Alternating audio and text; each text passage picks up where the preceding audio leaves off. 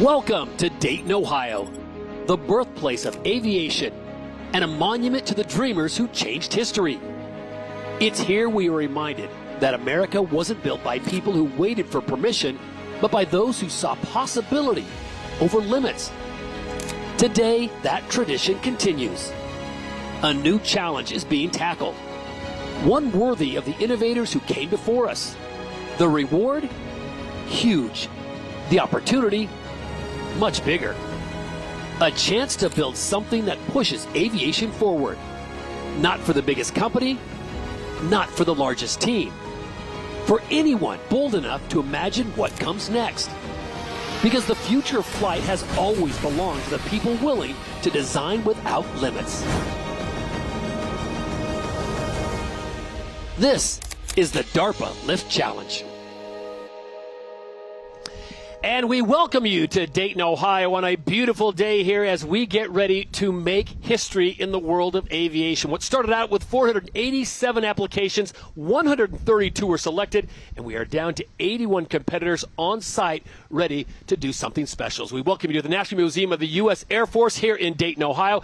I am Todd Harris alongside my partner for the weekend, drone expert, YouTube explainer, the man that knows it all, Joshua Bardwell. Joshua, first question for you right out of the gate. What are you most excited about seeing here in Dayton this week? So far, the teams have gotten to the 2.0 payload to weight ratio, which is better than the standard 1.0 that most aircraft do today, but nobody has hit that 4.0 mark to unlock the full $6.5 million prize pool. I'm really looking forward to seeing somebody hit that 4.0 number or even blow it out of the water this week. Are we speaking hyperbole when we say this is a day or the next 4 days where we could see something, literally history being made in the world of aviation? Absolutely, absolutely. If you look at like all the aircraft, full-scale aircraft, all the way down to smaller drones, they tend to top out around a 1.0 payload to weight ratio. So asking for someone to quadruple that is a big deal. Well, you're throwing out a lot of numbers. On a scale of 1 to 10, where are you of excitement? Excitement? A 10. Okay. 10 out of 10. We've got you covered from here at our host set here. Behind us, you see where they'll be preparing the drones, getting ready to take themselves out to the flight line. And out on the flight line, or near the flight line, is a third member of our broadcast team. Here is Elena Buenostra. Elena, first of all, the question I have for you is, what are you most excited to see over the next 4 days here in Dayton? Hey Todd, so I'm right here in the prep tent. I have some teams right behind me prepping to get onto the field, and I'm really excited to see what their aircrafts are going to do up in the air. That's what I'm super excited about, but I'm also excited to be talking to them and learning about their journey up until this day and how they got here. All right, Elena, much more from you. Elena, good to have her here. She is responsible for Women at Drone. All right, let's talk about the pride, obviously, which is at stake, but there's a lot of financial incentive for these teams that are here today. Yeah, that's true. A $6.5 million prize pool, $2.5 million for first prize, $1.5 million for second prize, and $1 million for third prize, as well as three $500,000 prizes for some subjective categories. When you come into this, obviously, you come in to be the best and finish on top. But as you said, there's some tiers in there where you can still make some serious life-changing money or invention-changing money. Yeah, absolutely, absolutely. The hope is that the winners will take this and then use that to sort of snowball into something that will just catapult everything forward. All right, we've already had 3 days of competition here in Dayton with beautiful conditions, a little warm but perfect conditions, I'm told by the experts, for flying. As we take a look at the leaderboard as we stand right now here in Dayton with 4 days to go. Remember, this is just day 4. We'll wrap things up on Sunday, and there you see it. Now explain the numbers to us, Joshua. What do they mean? Yeah, so you can see there the 3 teams who have achieved the 2.0 payload to weight ratio. That payload to weight ratio means the weight of the aircraft and its fuel relative to the payload that it can lift. Obviously, if you want to carry cargo, you want to lift heavy things, and the heavier the thing you can lift, the better. So we can see there 2 of the teams at a 2.0 payload to weight ratio, one of them breaking 3.0. And frankly, they've been just kind of ramping that up as they go throughout these days. So right now, those are the 3 teams that are really in the money for the big money. That's right. That's right. These guys have unlocked half the prize pool so far by hitting that 2.0 payload to weight ratio. They got to get to 4.0 So you can see they still got a little bit of a ways to go. But we've got 4 days to get it done. I promise you're going to see some amazing things here in Dayton. We're excited about that. Let's go out right now to the flight lanes and get right to the action. DefenTech is where we're going to focus. And can you think of a better situation or a better surrounding to have this competition? Oh, no. This is here at the Museum of the Air Force. Perfect. It's fantastic. We've got so much space. We've got these lanes set up. These guys are flying out and back. Yeah, it's fantastic. National Museum of the United States Air Force here for the DARPA Lift Challenge in Dayton, Ohio. You can see the expansive lanes. Everything is done with the utmost of safety. We've got professionals, and there you go, Avidrone. Take a look at them. This is a team from Columbia, Maryland, small business. Team Avidrone specializes in designing high-performance unmanned aircraft, propulsion systems, and autopilot. Yep. What we've got here looks to be more of a traditional helicopter-style design. You've got one large main rotor, one tail rotor. And so it's been interesting to see throughout the week some people coming in with some truly, innovative, you might say, off-the-wall, you might say, designs, trying to sort of change how we think about these aircraft. Some of them coming in with more refinements of existing designs, but then trying to find inflection points where they can bump that payload-to-weight ratio up. If we bust over to lane 14, we've got Max Waits. They come to us by way of Richmond Hill, Georgia. They're in the entrepreneur section. They're an LLC, a Georgia-based aerospace startup developing heavy-lift unmanned aircraft systems for defense. Now, when you see this, and you've been around a lot of drones, you're Dane Joshua Bardwell, but have you seen anything that's kind of blown your mind, like, whoa, this is next level? Absolutely, absolutely. I was walking through the hangars yesterday, and every time I walk down there, sometimes you walk down there and you say, oh, that's a big drone. That's interesting. And sometimes you say, I've never seen anything like this before. Okay. Another team that we'll keep an eye on. They come to us by way of small business. And they're keeping it under wraps right now. DefenTech out of Moab, Utah, manufacturer of a novel low-cost SUAS, UGVs, and USV platforms for military law enforcement and first responder organizations. They're keeping it under wraps. What the great thing is about if you're here on site is all the teams are out in the open. You can walk by, you can take a look at what they're working on, and they're working, I don't say round the clock, but they're getting here pretty early in the morning. They're staying pretty late to make sure their machine is ready to go. Yeah, it's true. Everybody is working really hard to be ready to go. And they're in the hangars. They're keeping it covered up right now, but they're very open in the hangars. There's been a real spirit of camaraderie. Yeah. One of the people I talked to said, it's not us against each other, it's us against the drones, just trying to get everything ready to go. All right, we've also got a group that are in the Challenger or Chaser group, and these are the ones that have not, they're in the competition, but they have not reached that limit or threshold they need to be in the top three, which we showed you earlier. Right. So many people came out and obviously try to do something very, very difficult, and sometimes you don't succeed. There's no such thing as failure. There's only opportunities for learning. But these are the ones who are potentially in the running, although they have not completed a run. So those first three that we saw have completed the full 5 nautical mile run. Can I draw your attention to rank number 1, DefenTech, who we just saw moments ago covered in the Mylar. This is an aircraft that's under 12 pounds. Correct. And you look at the payload and the ratio, that's impressive. Yeah, no, it's very impressive. So we'll talk more about the rules, but the maximum weight of the aircraft is 55 pounds. And so a lot of people are coming in right at that 55-pound limit. You want to lift a heavy weight, you need a heavy aircraft. Now, these guys took a very different approach. A 12-pound aircraft lifting 110 pounds is truly extraordinary. All right, let's take those rules, take a look at the rules that you mentioned. And to get here, this is a situation, this is just to, and we talked about the numbers of people and all that stuff, but this is what you have to have. Obviously, the FAA Part 107 remote certificate. Drone must weigh, you touched on that, 55 pounds or less, and the drone must be a heavier-than-air aircraft. That's Explain right. that. Oh, yeah. So some people hear that 4-to-1 payload-to-weight ratio, and they say, well, I'll just get a hot air balloon. I'll just get a blimp or something, and that would work. But that is not the direction DARPA wants to go with the development, and so it must be a heavier-than-air aircraft. We were talking about it. One of the things you're here, there are some course rules once you get on property, and we'll talk about those and give you an idea what those look like right now. Okay, so you take off with payload and fly 4 nautical miles, not an easy one, and then drop off the payload and fly the additional nautical mile. Why is that? Well, I think the reason is that if all you had to do was fly the course, you could potentially land, and maybe your landing is a little bit hard and it's not recoverable. So they want to make sure that you can land that aircraft safely and then take it off again and do another lap. But you're doing that final lap without the weights. Let's not forget, you got to finish the course within 30 minutes, and that becomes the tiebreaker. If we get to that situation, it comes down to speed, but we do have someone in the air right now. We want to take you right out to the flight line right now and give you an idea of what you'll be seeing over the course of the next 4 days. Already 1 minute, nearly 1 minute in, and this is 123, 126 altitude. Get the numbers on the bottom, the speed, very impressive at 30 miles an hour. The vehicle comes in at 29.3 pounds, and there you see their payload. Yeah, so we can see here live, we got the pilot, and we can see the weight of the vehicle and the weight of the payload and the ratio. They're currently attempting a 3.84 ratio, so they're trying to bump that number up, getting very, very close to that target of 4.0. We can also see on the right side of the screen the distance, so that orange bar is the 4 nautical miles that they're going to do with the weight, and then that white bar is the final lap without the weight. And I know a lot of it in talking with the good folks here at DARPA and what they're trying to accomplish. They want to make this real life scenarios. I mean, getting up and going 50 feet or 100 feet, that's great.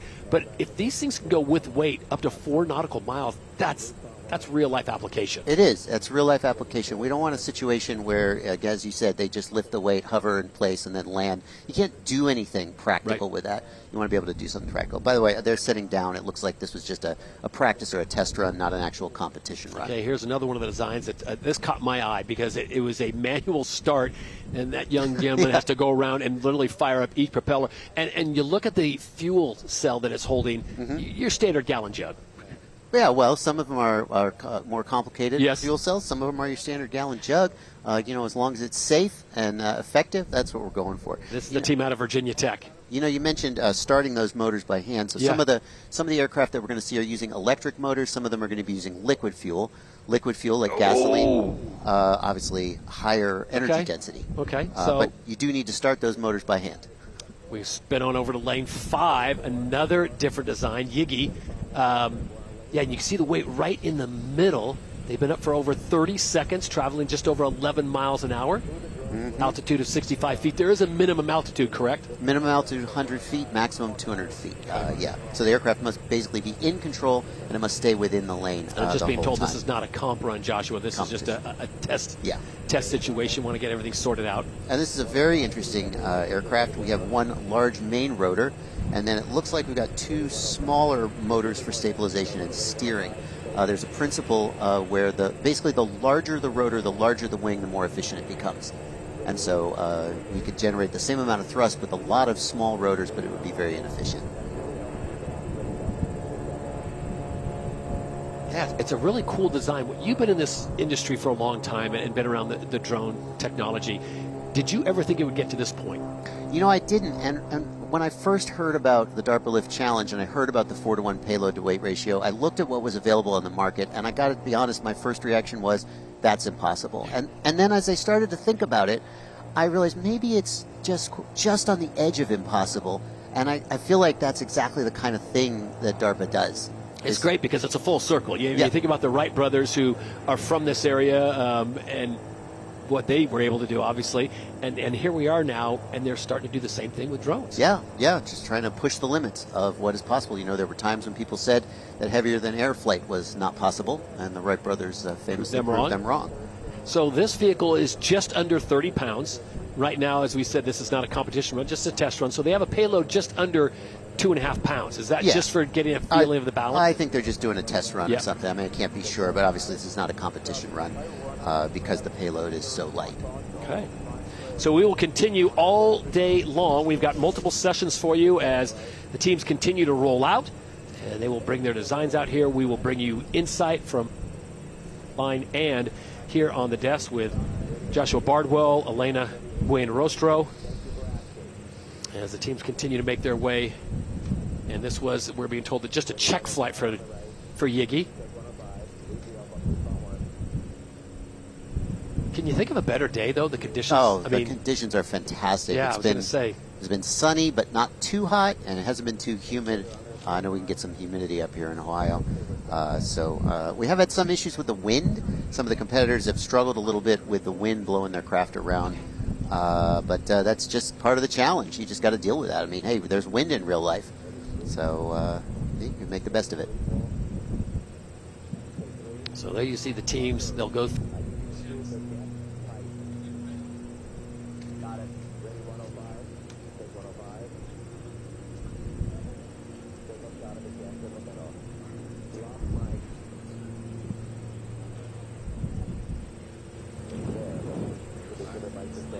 strength.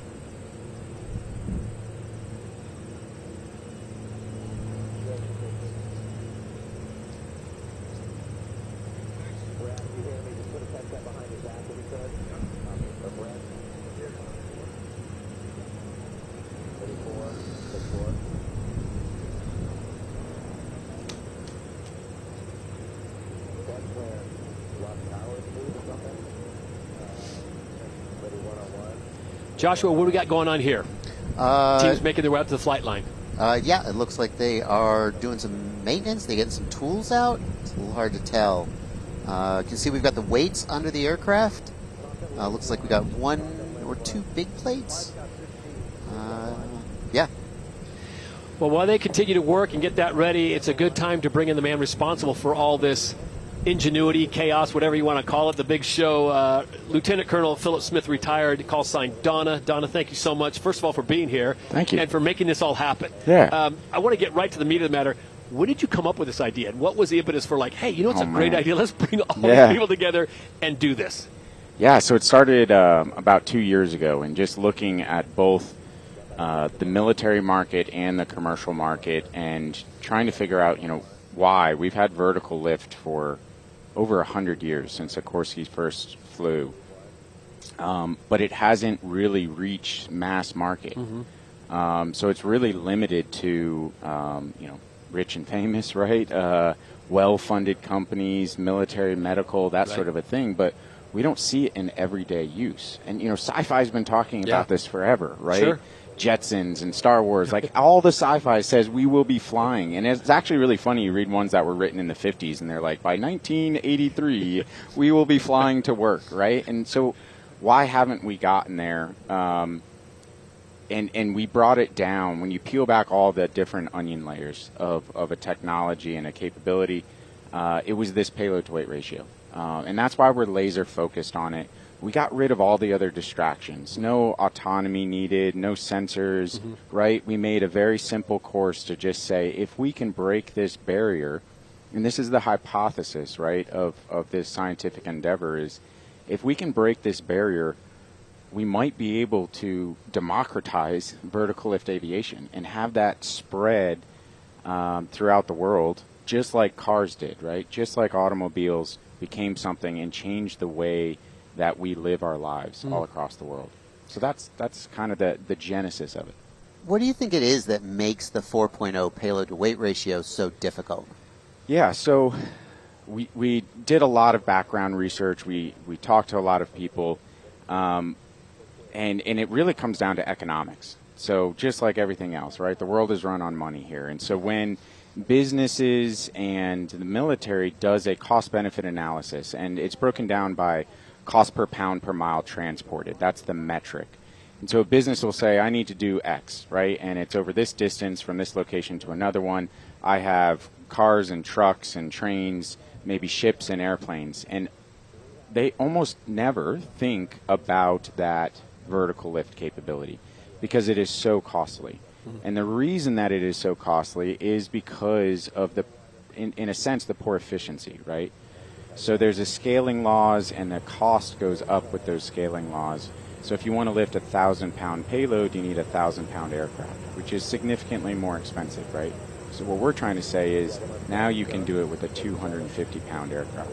All right, this is DefenTech up in the air. We've got Donna with us. We're going to put you to your work here with your play-by-play chop. What are you seeing here, and what do you like? Yeah, so we've got 4 days behind us of flying. They already did their test flights, and then they flew around a 7-to-1 as a test flight.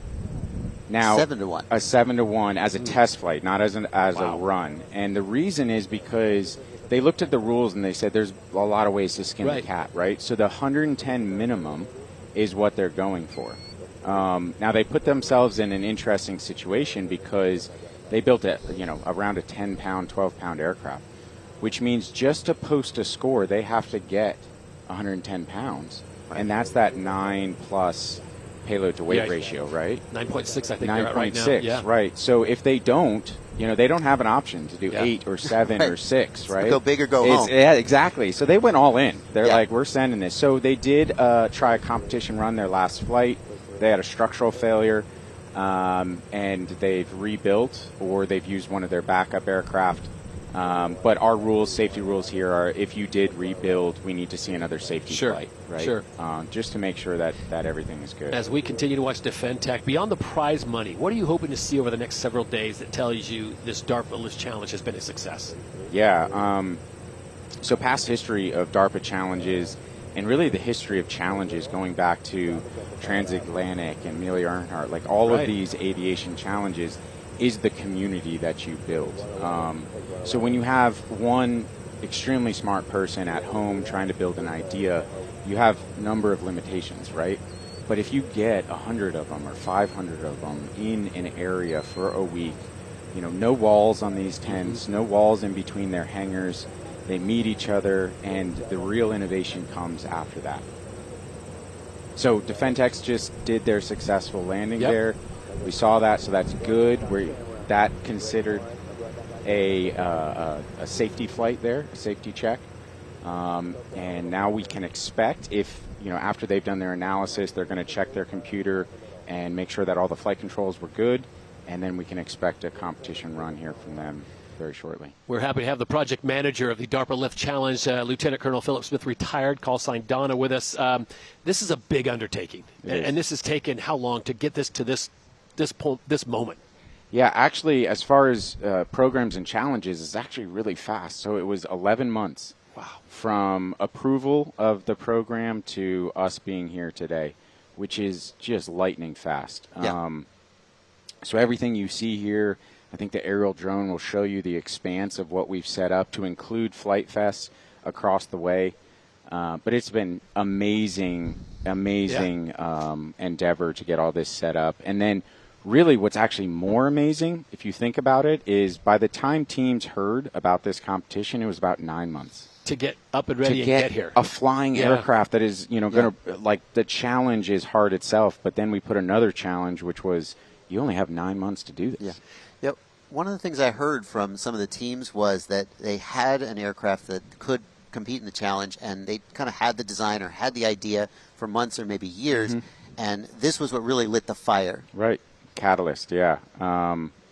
And we've heard that from a number of people, just like you have walking around the hangars. So people have been ruminating on things and being like, I wonder if, this and that. And we provided, the opportunity and the incentive with this program, and it lit a fire. It was a catalyst, right? And that's what these things are. That's what challenges are, is a catalyst to innovation, a catalyst to be able to leap into the future. And really the unknown. We don't know. If we make this, what happens afterwards? I feel like if you're into aviation, drones, or anything like that, this is kind of like Willy Wonka's chocolate factory.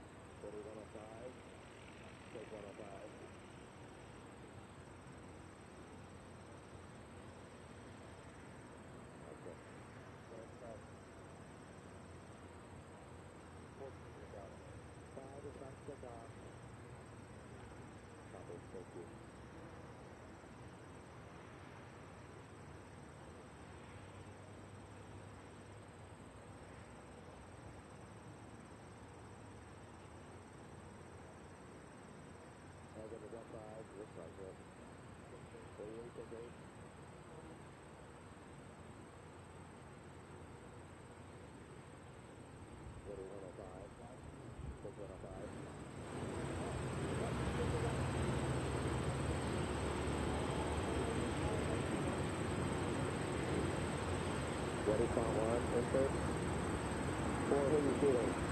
I'm getting ready, 1, they're getting ready to go. Good, give me inside.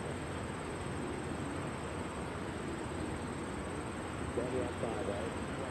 Ready, 3, take. Stop, ready, 3, flip to the ground. Ready, 1, outside. Yes, go. Ready, 1, outside, 1, outside, the last bit.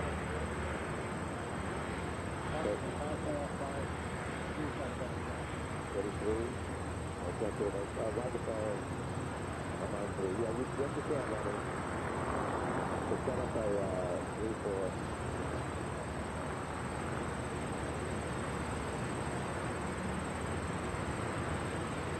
Ready, double. Double back coming, everybody. Take double. Ready, 105 left. And 105 left. 101 steady. Ready, copy. Ready, 8 left, take 8.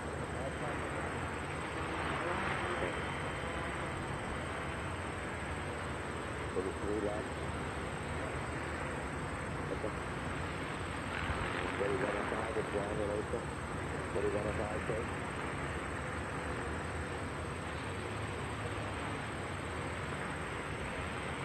Who's with me? Looks like it's 8 with me. 7's on 5. You roll out into it. 7's on 5. Ready, 7. Take 7. Ready, 105. Ready, 105. Take 105. Ready, 4, 4, 4.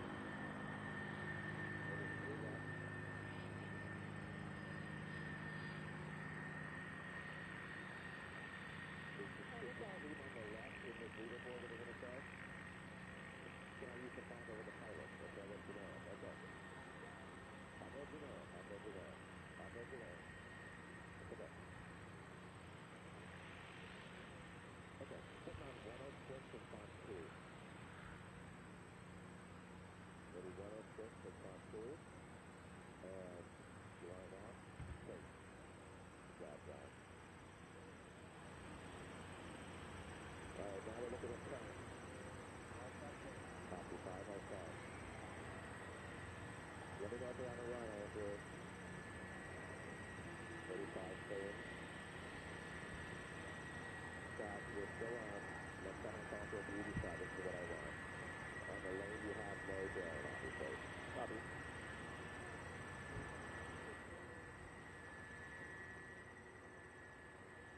Right now, go down the cut. Go down the cut 101, on the cut 101. Use the cut. It's still not one. It's still not one. Go back up on lane 1. Go back.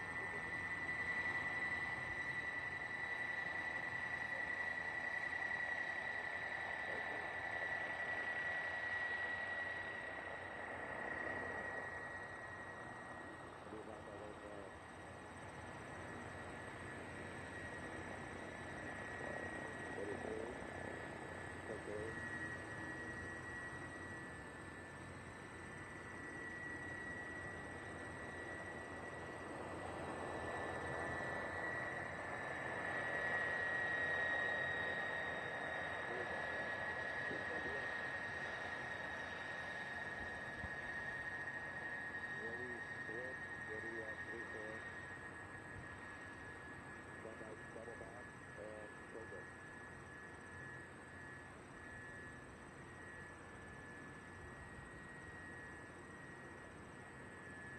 Okay, go to action right now.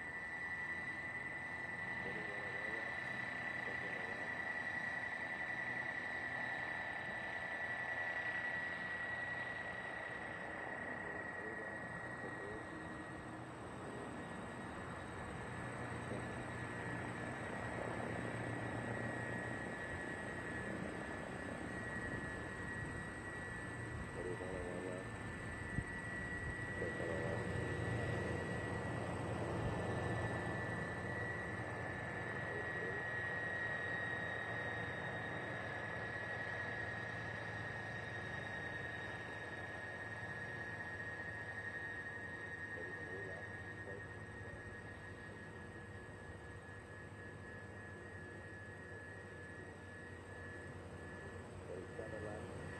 Take 7.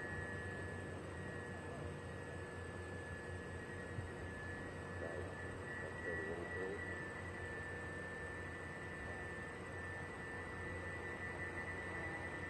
Left. 33 left. 3101. Take 21.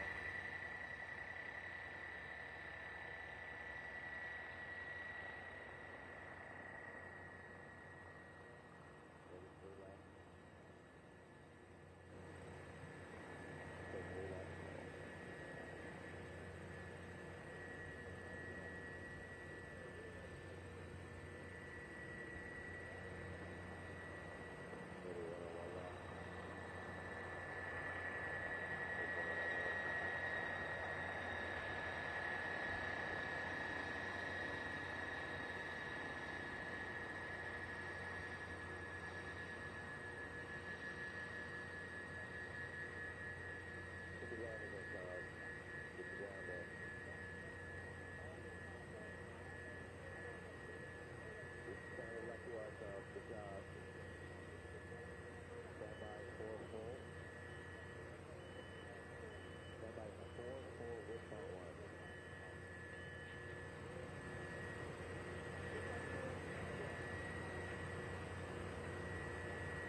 Drop Charles, turn left, a little. Ready 4 full wishbone 1.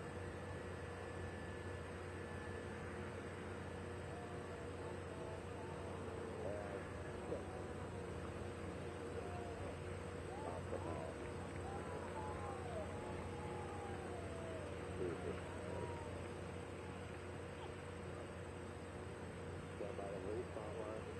Lead, spot 1. 2101.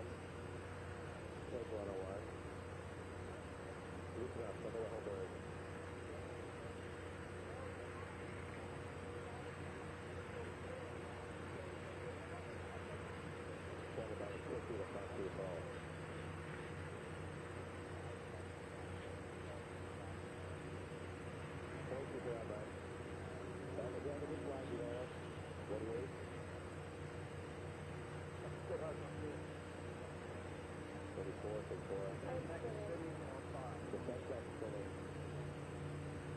On 5, oh, I got 5, take 10 for 5. Ready, 110, take 110. Please. 1 awesome. Defense set. Lane 10. Ready, 3, take 3, defense set. After go ready, you all have that fuel out there. I don't believe you see those 10 well. Ready, front line, is that good? Come in. Is good front line? Look at that, oh my god, it.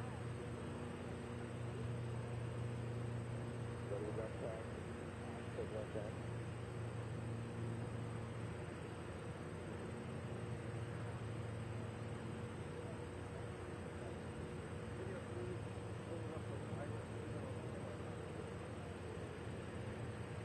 Stand about 50 to front 2 full.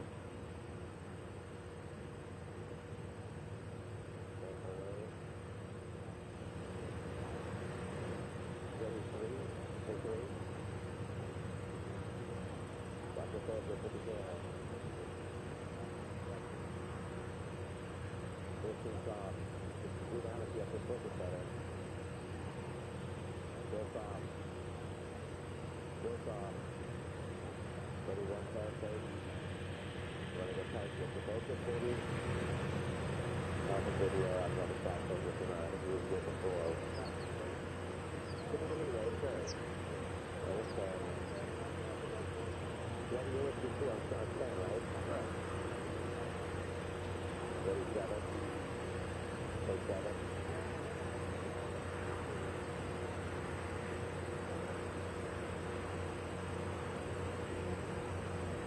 Ready, 110. Take 110. You can round it. Put that front people on a 50. So you do that. Right now, on the back.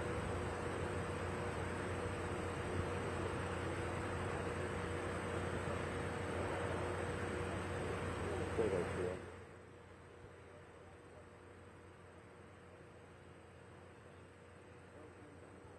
Loosen up, they're in first place. I'm going to come after that. They're quickly to 101. What do you think? Here's a little riot. I'm going to come out to first place. Ready, 50 to 101. Attack. You want front 1? Let's go front 1. Guys, it's so cool. Don't go put it out because I do it back. God, I got to use for every pass. It's too cool. So loose front 1. I just felt like the girl taking off. Right to loose.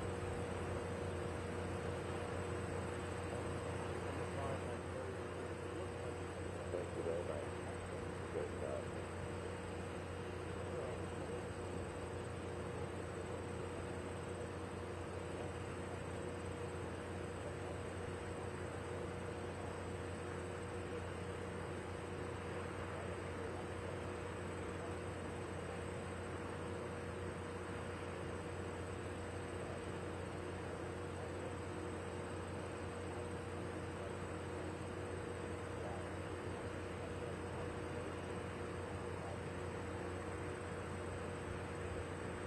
Maybe hard camera to lane 1, give me a different angle. Not landing, not landing. Got lane 1 pass. Ready 4. Take 4. Thank you. Good save up. Ready 8, active. Good move. So let's talk about the side off.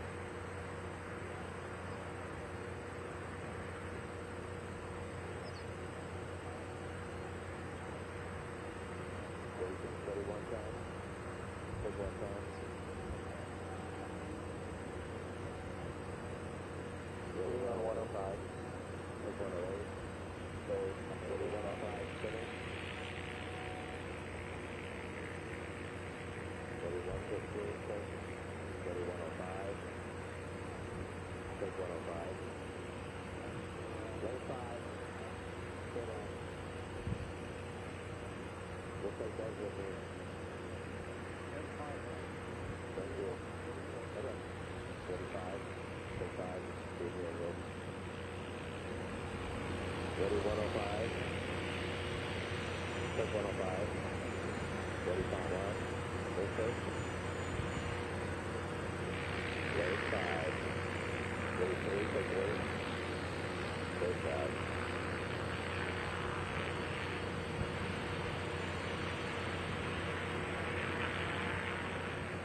And then let me go to 2 and 5. Ready 105, take. Oh, ready 3, take wait. That the option?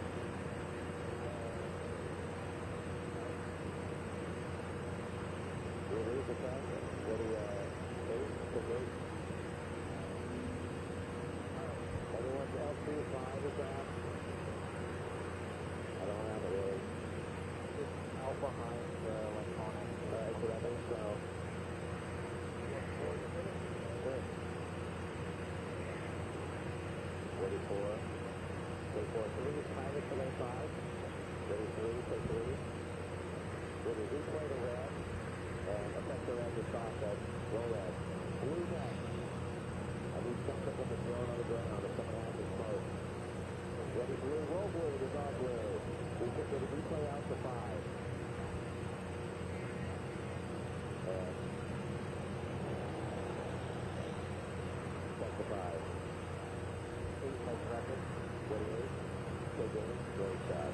Go pilot on 105. Ready 105. Take your shot.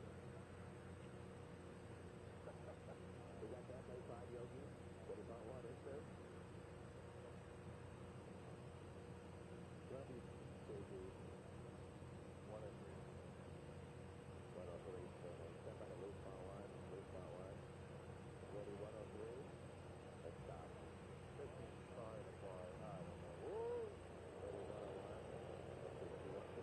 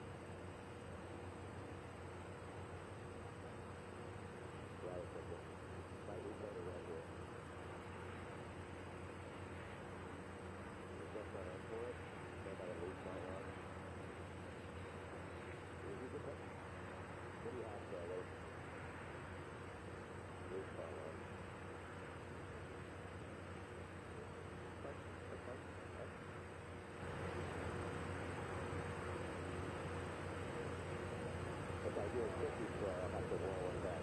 So, oh, you got a photo. Oh, he's got a photo. Oh, yep, he's got a photo. 35-1, intake.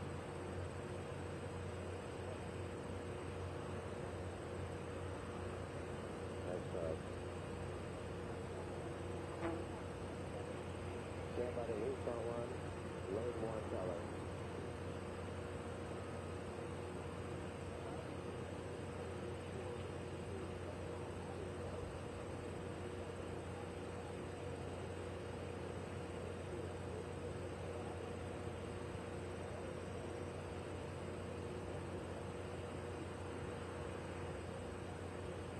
Anything else happening?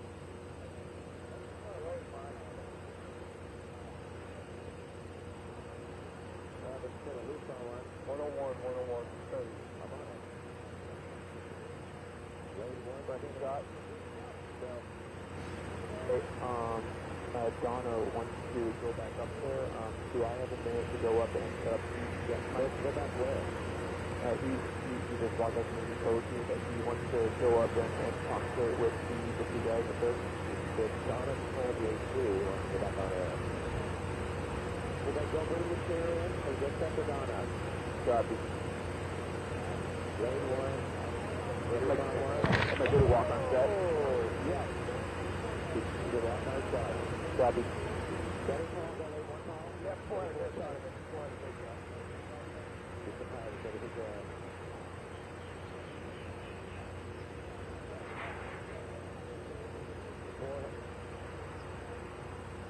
Ready to Ready? Ready to go? Any other angles at the crab? Got it, please? So, over? I didn't have the crab. But you are lane 1? I am currently on lane 1. Okay.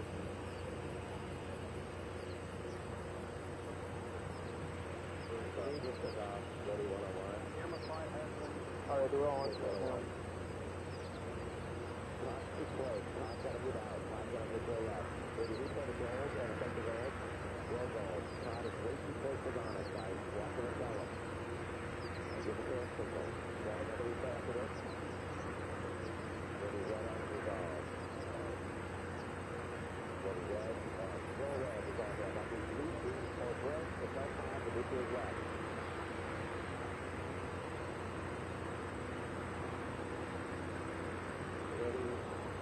Ready, 50 to follow on. Down the line on the back. Come on, set back. Ready, 7-2. Ready, 5-2. Over 5-2.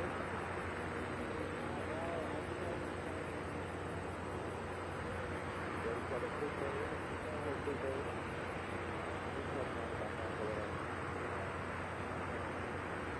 You do the work roll with the line.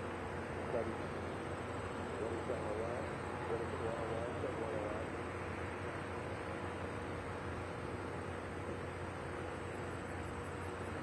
Ready, number 1.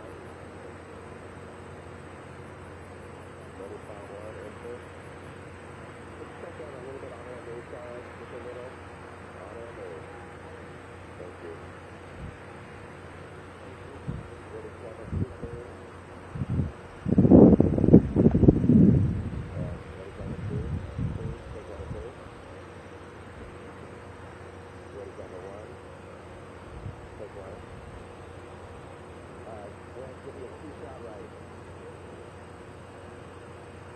Down a little. Ready, 101. Anyone else see lane 1? Parker? 4's on 1. You're messing that up. Ready, 101. Take 101. I'm sorry. I apologize. Good job, Parker. 4's on 1. That's lane 1, Paul. Ready, 4. Good 4. Ready, 7-2. Good 2. Ready, 101. Take.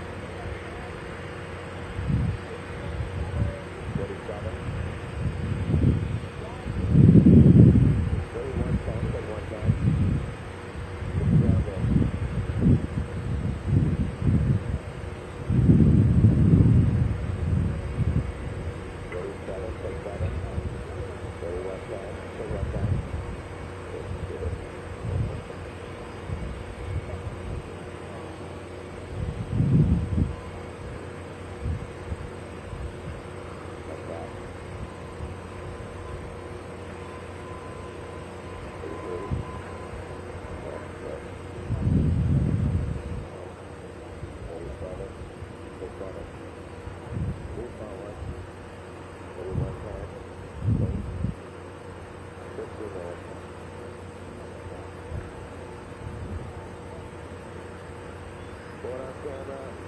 Ready camera 2. Take camera 2. Ready camera 1. Take camera 1. Partner Sonic tight center. Ready camera 2 upon Todd. Ready camera 2 upon line take. You're a little tight here. You're a little tight here. Our hand moves. Do that a little bit. Our hand moves very nice on the home. Good job. Really nice up there. Got by the loose bar 1. Loose bar 1. 41. Take 1. Parker, you can go to a camera 2, go to a 2-shot right. Sometimes it's a little bit, like that. Thank you.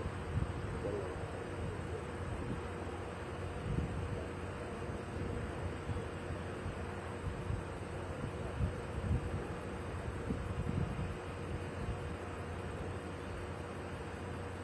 Ready, 2, take 2. Put that up, turning, ready 1 time, take 1 time.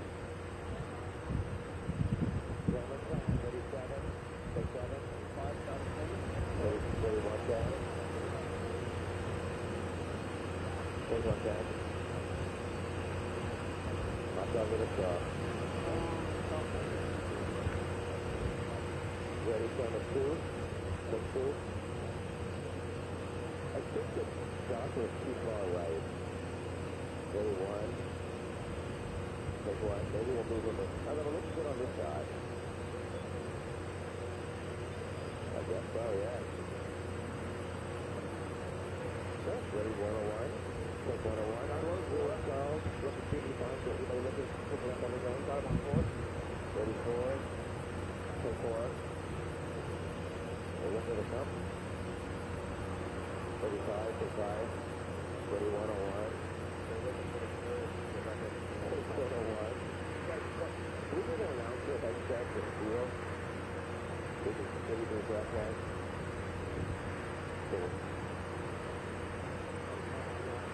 Ready camera 2. Take 2.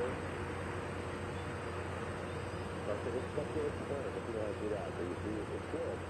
Have the upper right grab it right over his head. It's good. Ready 1, take.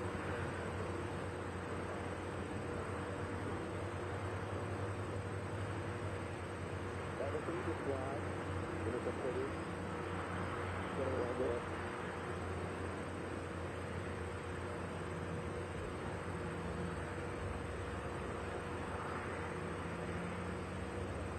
Ready 8, fly. Take 8. And I'm going to stand ready 1 time. Take 1 time.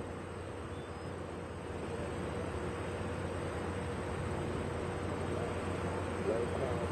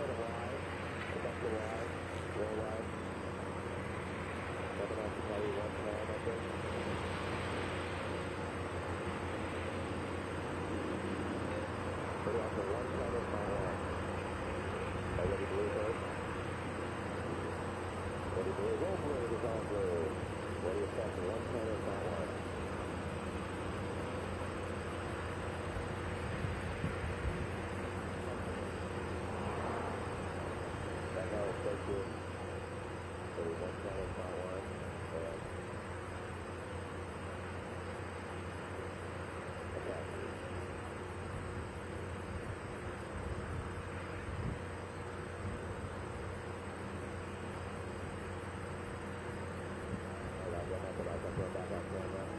Ready, camera 1, please. Take 1, please. Wonderful that the top level on the side. Yeah, thank you for doing this. Ready, 2. Take 2. Ready, 1.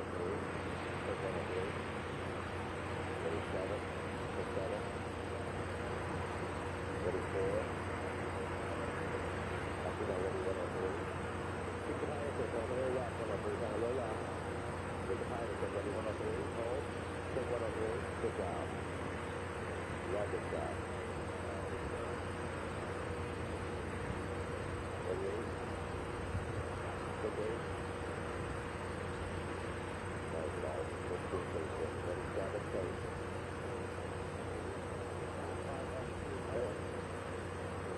Ready, go to center 2, take 2. Do that one more time. In the box, it will cut that, right? Look at that, give you the cut down. Grab it at the cut down at the bridge. The window closed, ready, 1, take 1. Copy.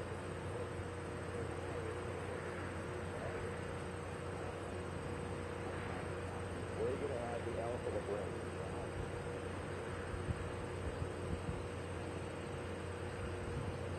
Matt, where are you going to have the L for the brake? Yeah.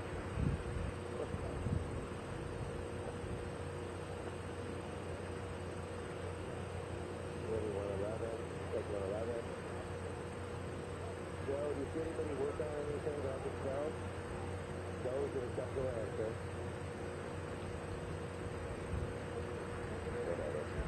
Ready, 103. Take 103. Ready, 115. You push to that logo once, John? Ready, 115. Take. That was cool. Ready, 7. Take 7. I'll get it. Ready, 108. Yes. Take 108. So right at the brink, you get a rubber foul one, correct? Okay. Ready, 105. Take 105. Zoom if you can. I can't hear you. No trigger on red. You have to roll it because of the end. In a box. Ready, down a 2. Take down a 2. Copy, Troy. You'll roll on red. Ready, 1 take. Can you fly, Evan? Just fly your somebody to help flight lanes. Ready, 8. Take 8. Fly if you can. Standing by, red and front line. The press video.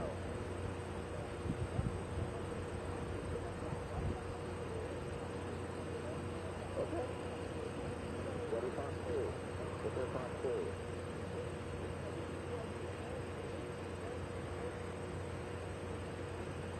Keep going.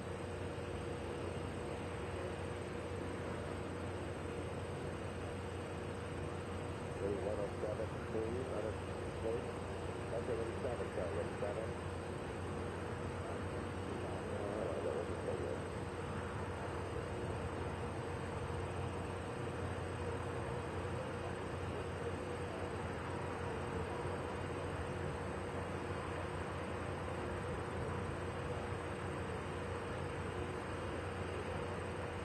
Stand by the loop on 2, loop on 2. Good night.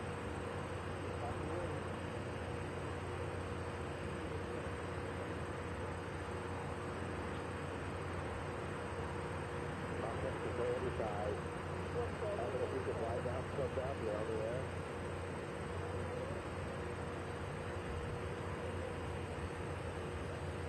Give me a lane of center box. Stand by, Joe. You got it out. Center just walked off there. Yeah, go, yes. Stop. Thank you for asking. Ready, 16 on the plate. Ready, 16 with front line. 16 ready, Joe. Stand by, Joe. Ready, 105. Take 105. Ready, 16 at front 1 on a take.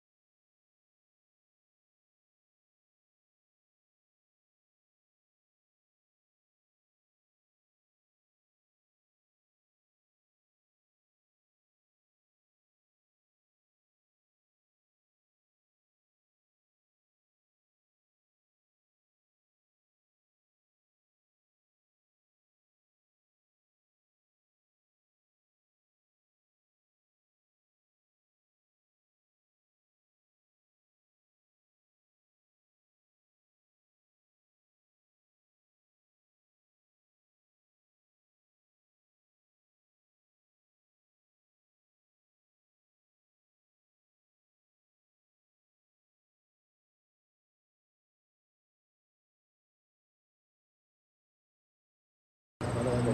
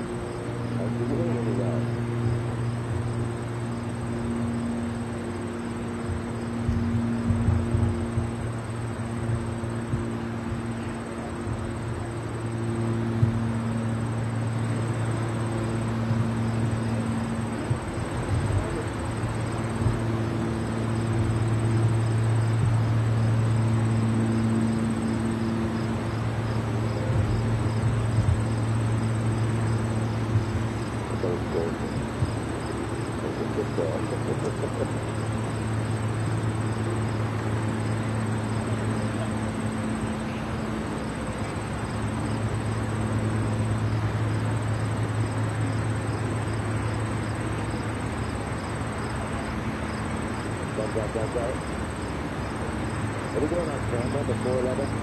Got to be a big light there. Don't call one in the white flag. Stop to one photo. I don't know if I understand.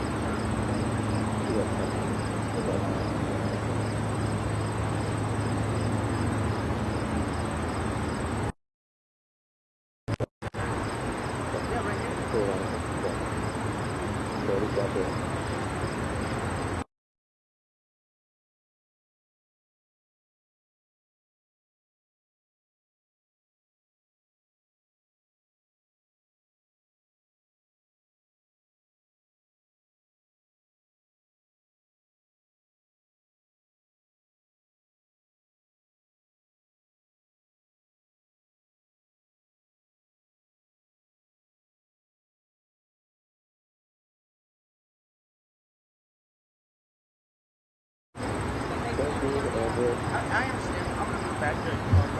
What is the route? Second forward. Stop please locator.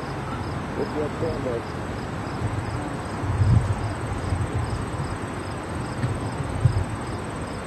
Hi, I'm much less attractive Atlanta. I'm standing here attending an interview. And I'm Max from Franklin's Robotics. And we got these people And behind that's my us. team. And Yeah, this could be cool. So that's fine with light and... Yeah, I think so. Video can't chime in immediately. Right. Second, Yep. and then let me know when we get closer. What is that one thing? Worst thing that What is on camera? It's clearly 2 more ounces. No. What is on camera? What is on one? What is on camera? 1 and 5 and divide. Stand by the loose, 5 after ready, 2 please. Push 2 please.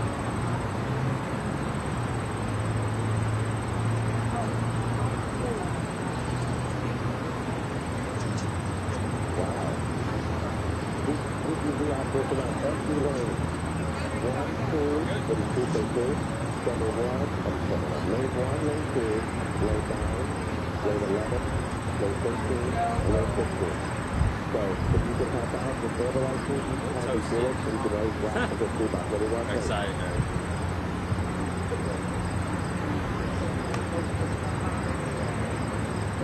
So I'm going to talk to you about Ready, cruise, go cruise. leading up to the drone lift challenge. Hey, it's the big, it's the... Yeah, Hey, back go to by my bag. Back to you, Todd. It's Atlas Robotics. Ready, go cruise. Sorry. Yeah, I do. I just switched it. You don't be ready? Okay. You don't have to take it out. You don't have to take it out. Just, Yeah, we'll go back. I know. I'm good with Max. Oh, you want Max what? No, I'm good with Max. I'm good with Max. I'm good with Max. I did. 1 second. I did. Ready, 107. Take 107. 1 second. Ready, 106. Take Go Max. 106. Yeah.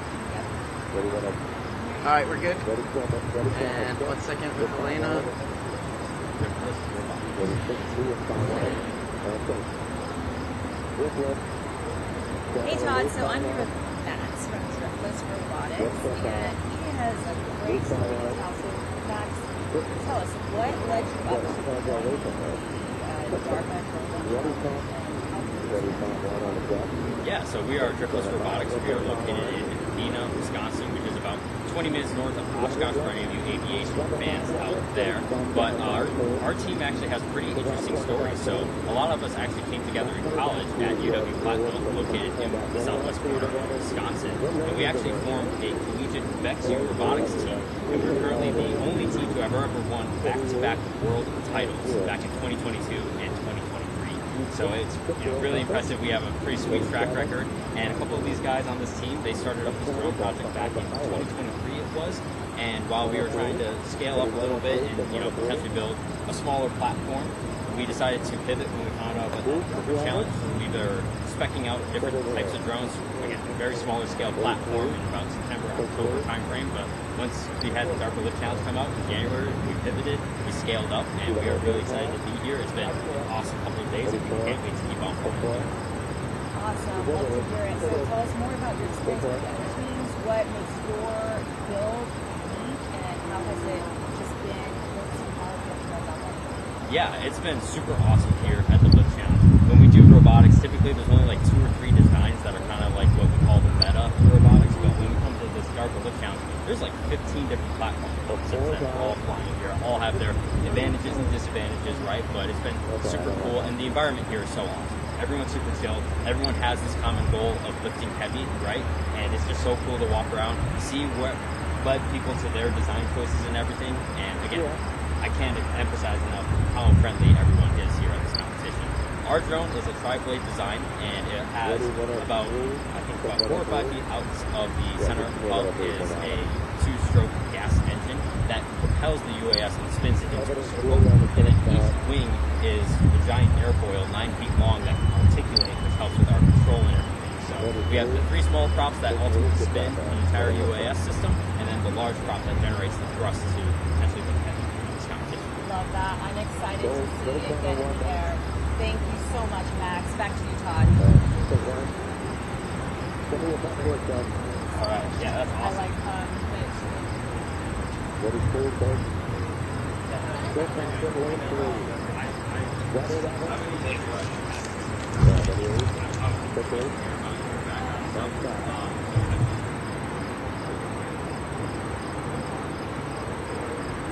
Okay. Move it really. Little step along, step one.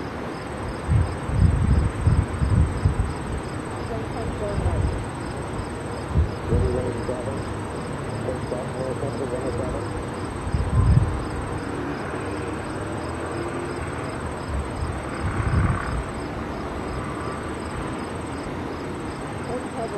Ready, 5 line. Push on, missiles on line, load 6 is in the air.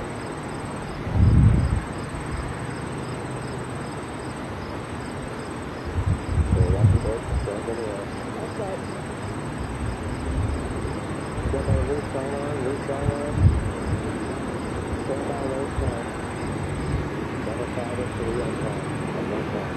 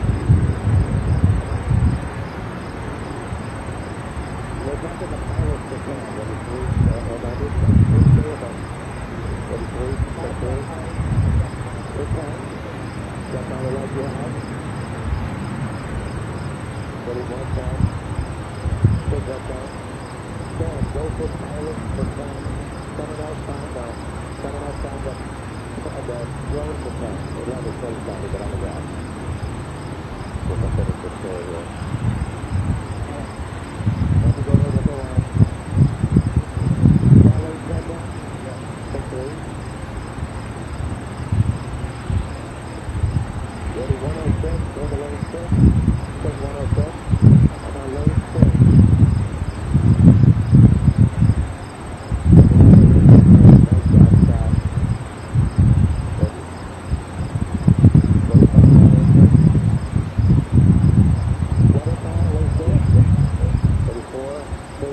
4.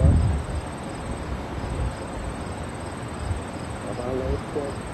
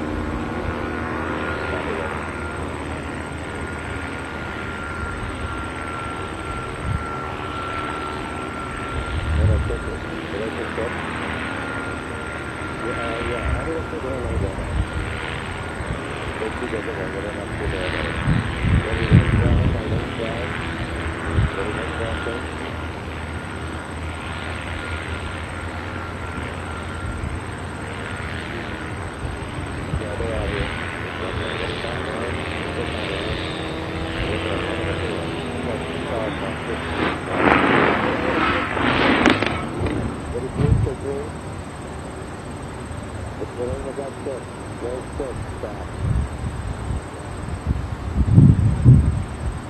35 miles, input. Ready, replay the blue team. 1, And ready. And affect the blue team. Red blue. 4, 5, 6, left blue. 7, 8, 9. Back 6 left. 12. Susie sells seashells down by the seashore. Peter Piper picked a peck of pickled peppers. Oh, good. Ready, on. Hello, I am Peter. Okay, so I think we might just need to make sure we QC it and reuse slight. Yeah. Yeah, we just gotta. Yeah. So we just gotta make sure we check them, do a line check before we come out.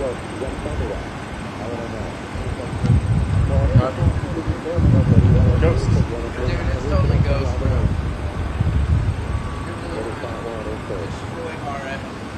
Please Ghost, hate RF.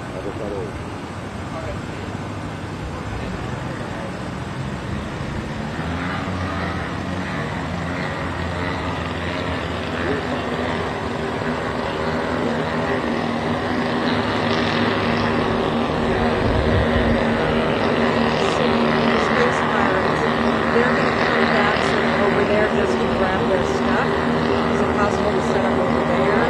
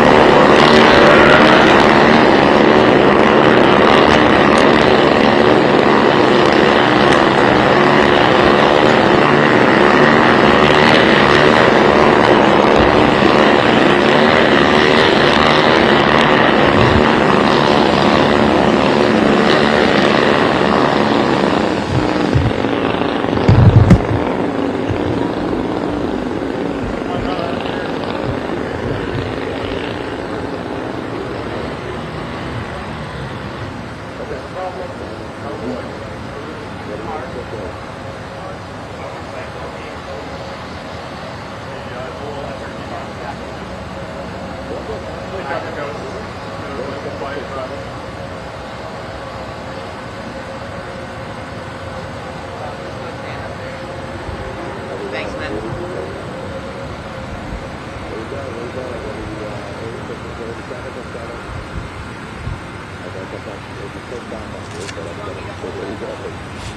Yeah, I got it.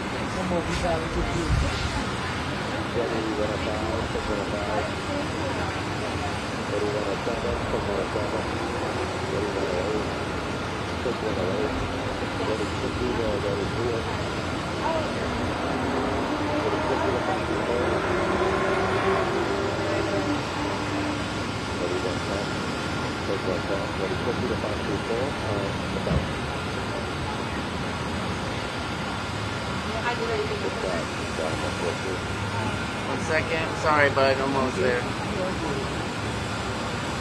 Alright, you're good.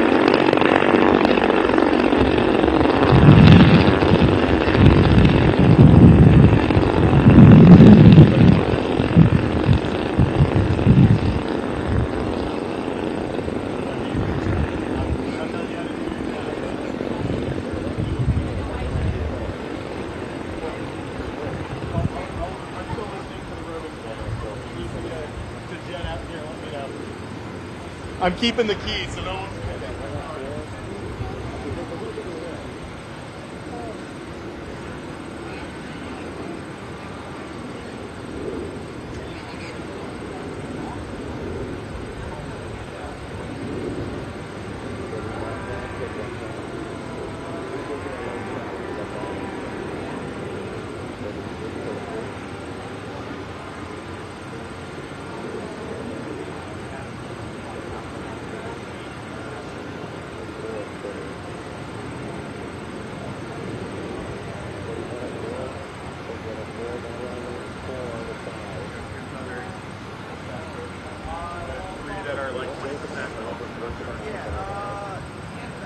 There was two fatties in there. I just left one. One of them was at like 27.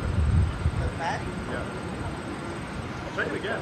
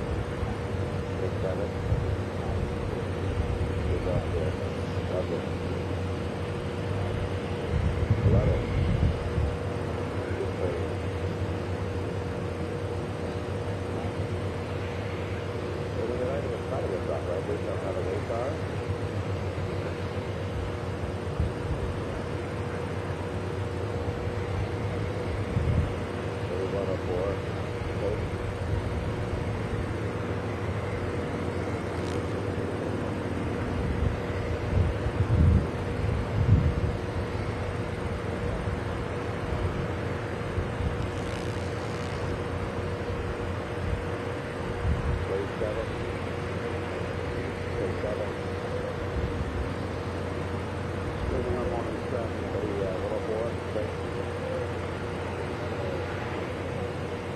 7 just took off. Let me stay with it, let me stay with it. Good track.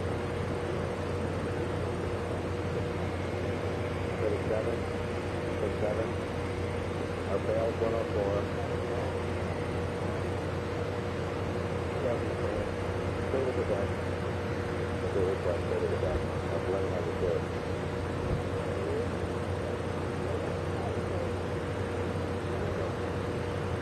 Ready, refill that. Check that. Roll that. Ready blue. Ready blue. And roll blue is on blue. So the replay out to 3. The reset to 5.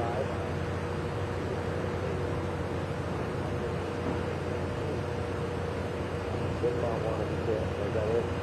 Whistle. And flip on 1 if that's it.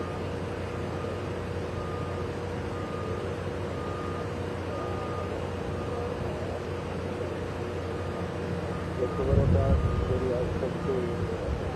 Ready, stand by the loose ball 1, loose ball 1.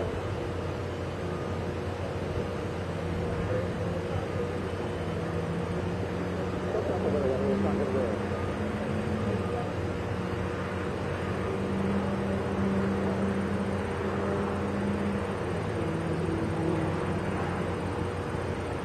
You're going to back up, slow down.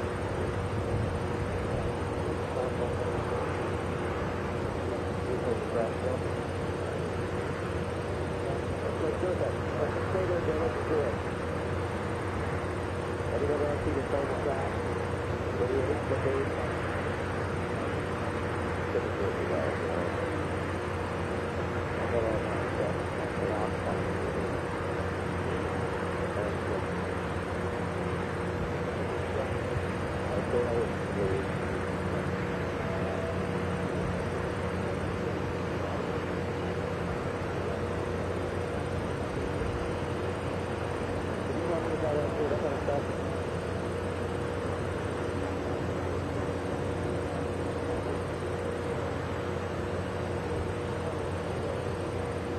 hold on, right. Ready, step at 6B, it's on 1. Okay, 14. Stand by the loose on 1. Loose on 1. Stand by to go single right. Ready on 1. Research. And research again. Ready blue on a dissolve. All blue, dissolve blue. Double. Ready job, dissolve 6B. Ready dissolve 6B on a 2-shot and dissolve 6B. Work again.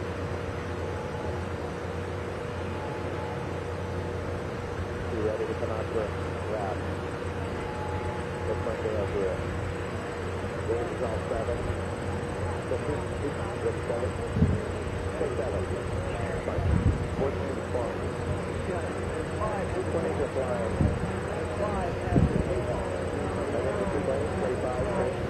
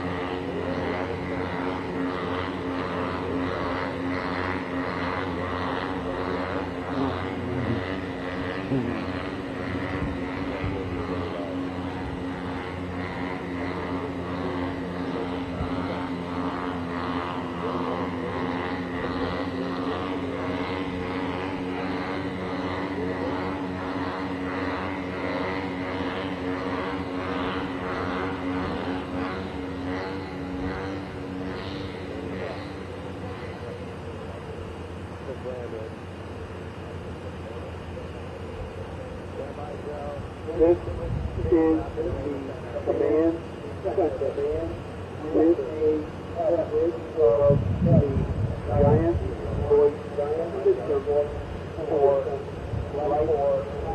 right air force base. I say again, this is the command center.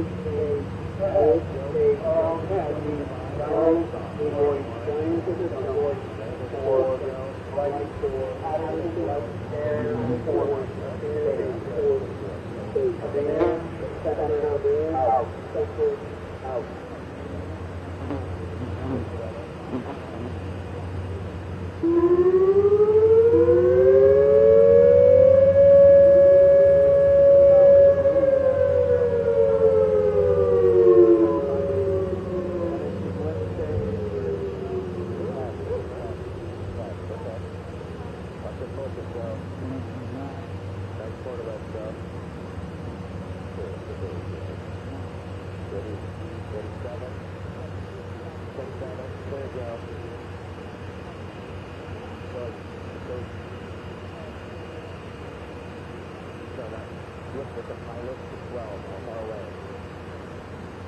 Great lift to it.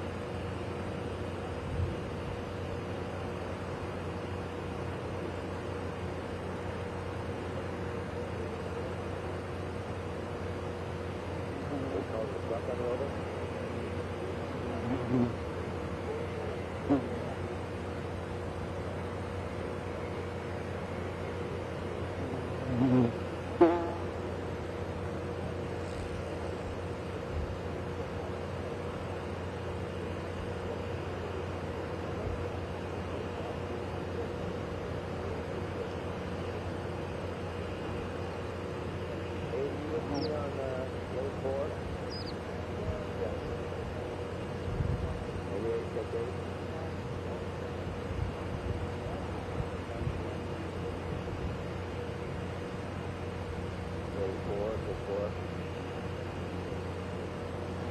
Ready 104, thanks.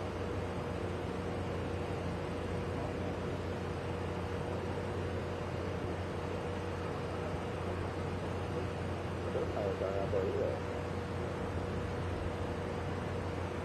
Ready 7.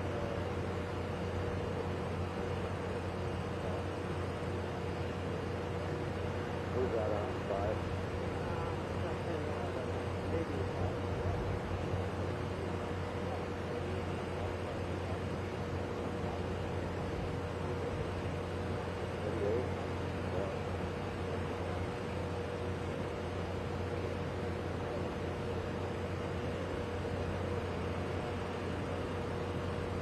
We lost 4 and 5.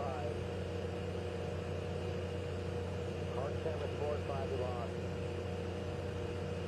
Lost hard 7, 4 and 5.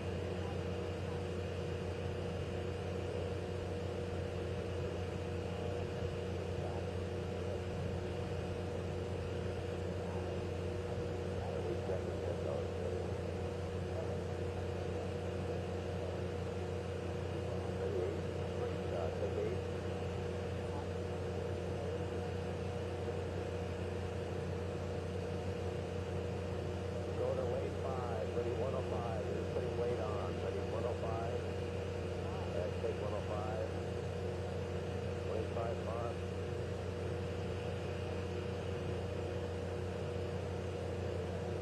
Ready for 1. Insert.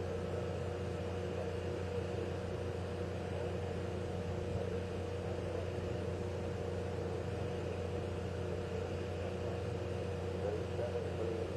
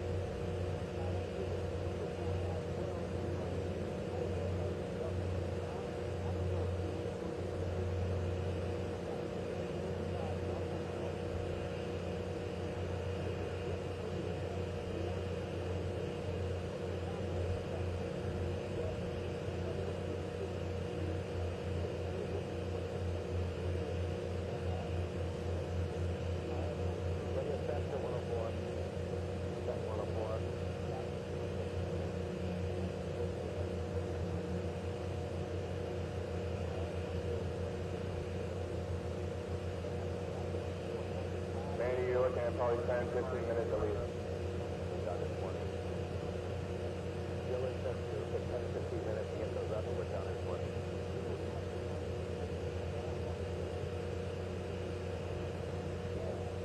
Ready 108. Big 108.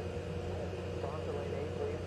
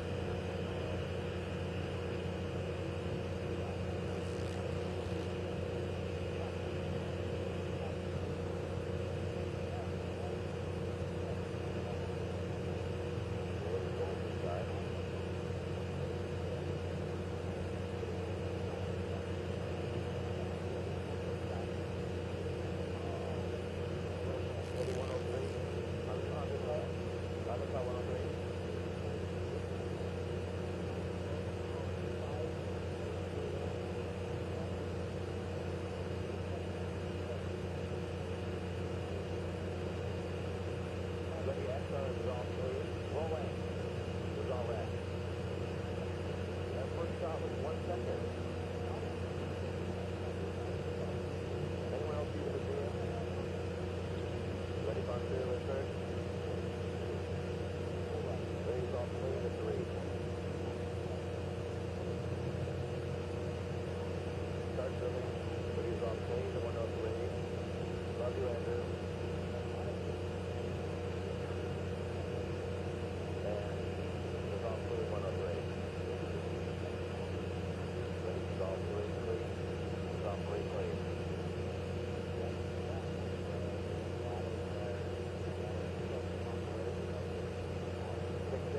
11 minutes.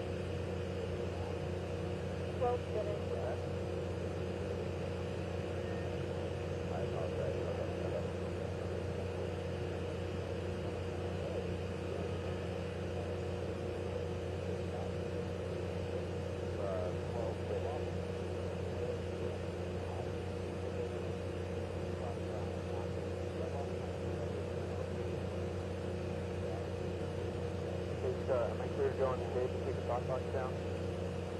Say that again? Am I clear to go on stage and take the talk box down? Yes. The guest one? Yes. Copy.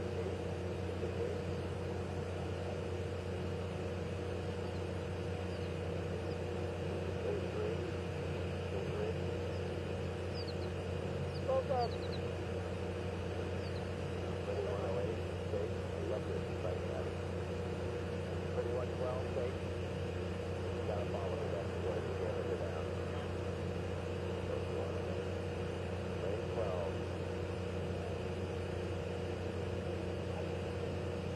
Got the money, right? Ready 8, take 8. Ready 1, insert. Ready understand 112, understand 112.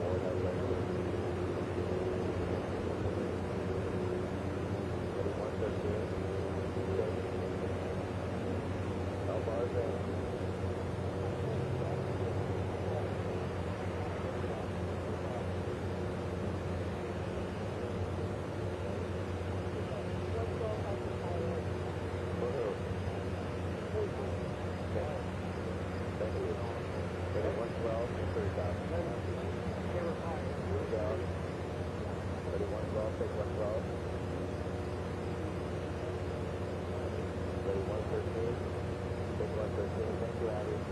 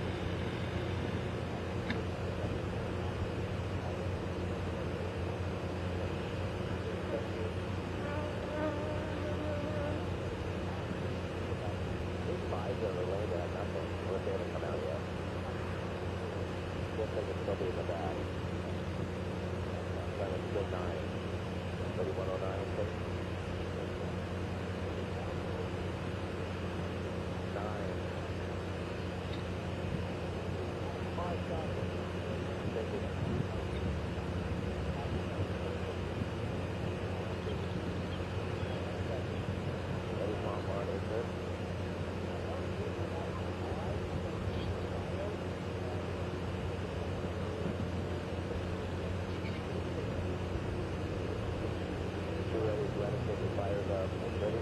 Stand by loose front line, loose front line. North, spinning. Superstar, ready 104, going to 4. Ready 104, take 104. Lane 4, ready front 1, after 0, yep, and enter front 1.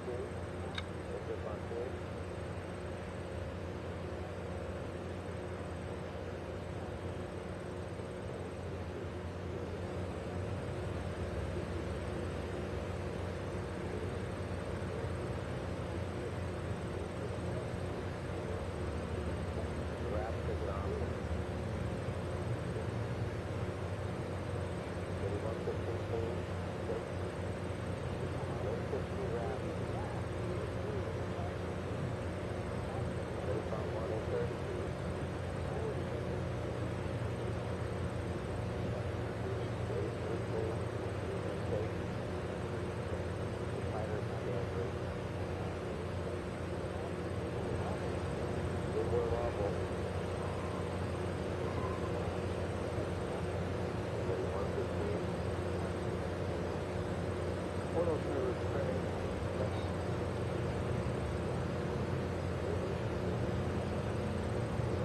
After the 15.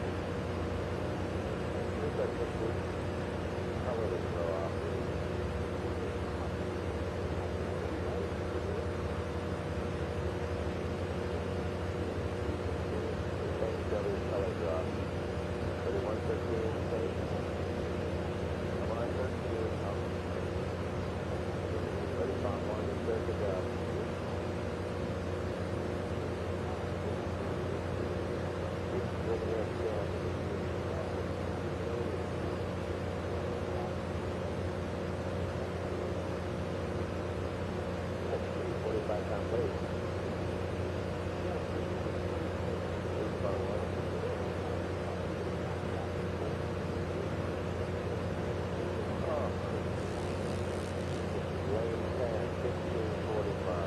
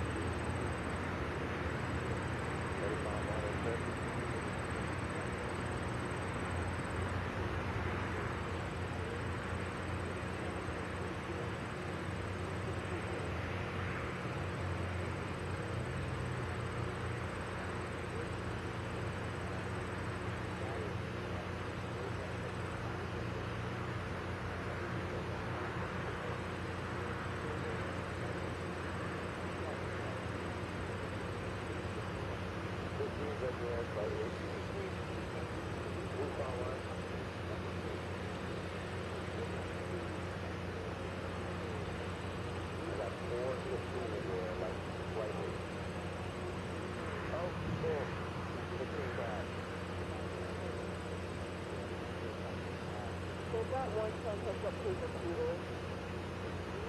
Oh, that's kind of cool. Let's say that's the fuel that hooks up to 1%. That's better on 11.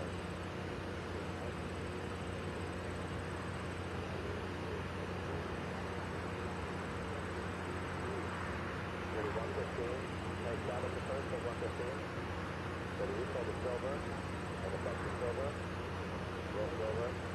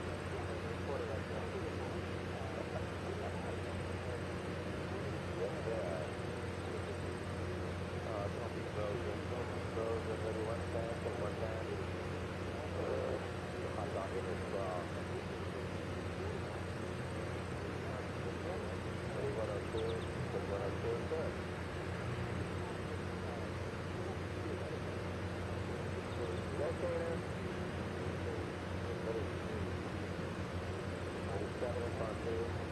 Take 7 upon 2. Little Rooster Charles on 102. Charles, Little Rooster on 102. Ready 102 at Palm 1. Nice and slip up in the air. Nice cut around. Cut around. We're going to go. Ready 102 at Palm 1. Change.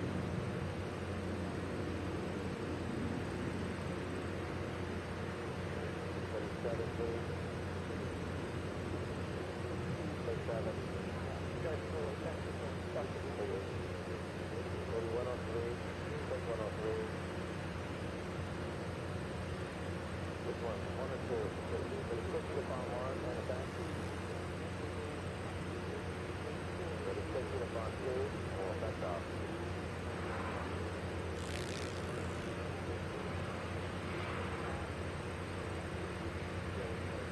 Ready 6 slip on 2.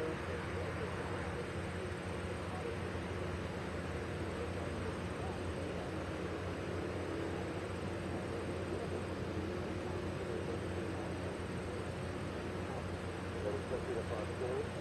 Quickie, nope. Ready to take off the thumb. Maybe 115, 2.115.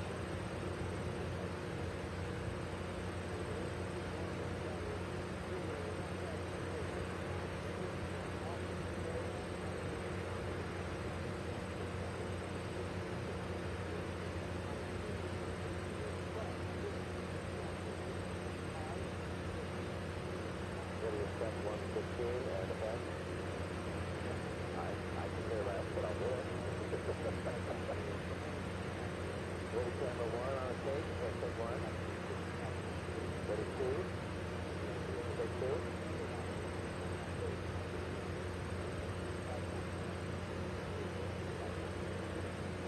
It goes towards the word, so we want to. I didn't hear that. That was good. Ready 2. Take 2. Maybe there. Yeah, we thought about it all.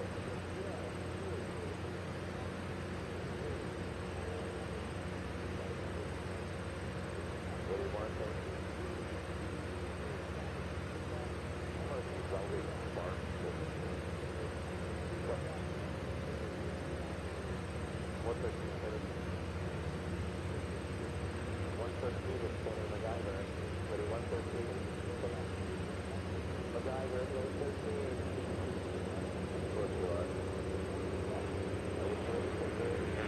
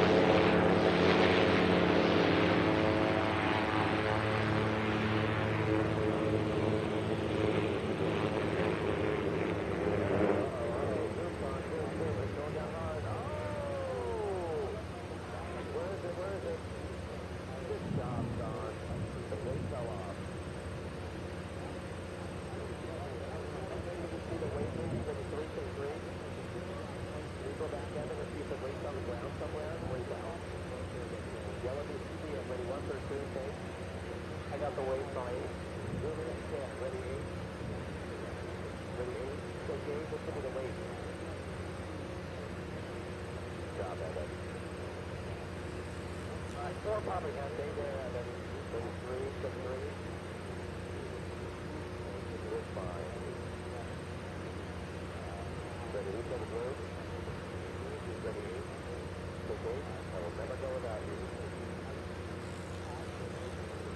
Ready, 113. Got that happy coming out to 13? Yeah. Ready, 112, take. This is their pilot. Drone 8 video had bounced out of my frame, but it has Wait for the blue, effective blue. Camera 8 has a bouncing out of the air. Camera 8 had a bouncing. Understand. Some of the machine levels, I guess you got to get up quick. Roll strength. Let it go. And roll. It's on roll. Ready out to 8 if we're done.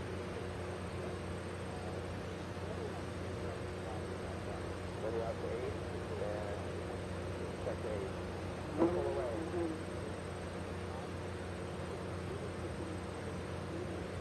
Ready spot 1. Ready 113.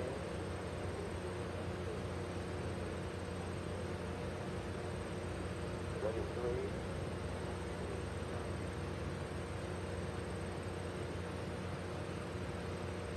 Watch this farmer in state rate.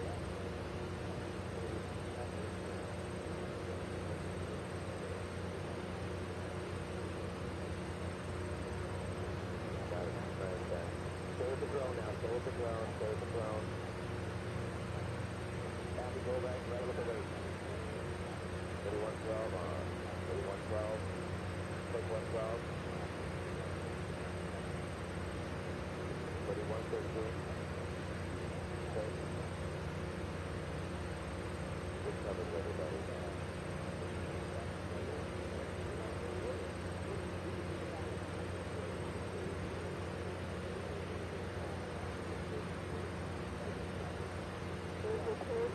You said I'm the 30 minutes flight, but that's wrong. You didn't know, but that's wrong.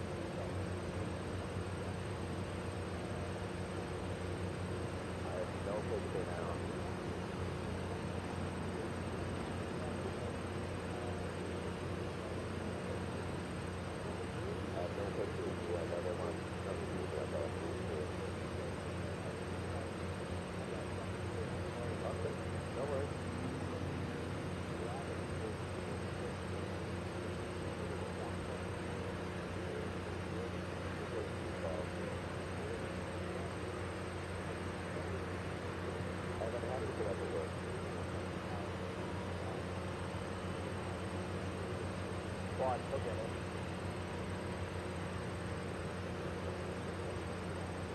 it is. 102, 102, spinning, standard. 102. 102. And stop. Picking up weights on 111.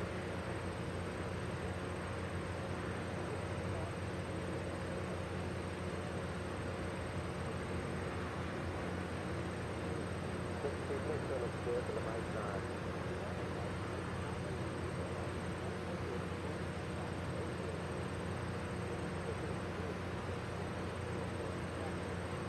Way out to the right, let's go.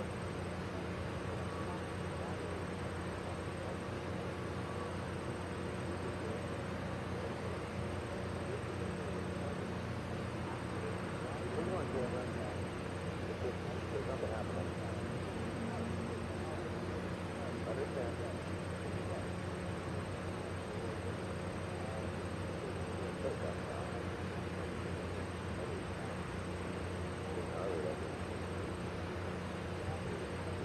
Ready? Understand, ready, one, take one.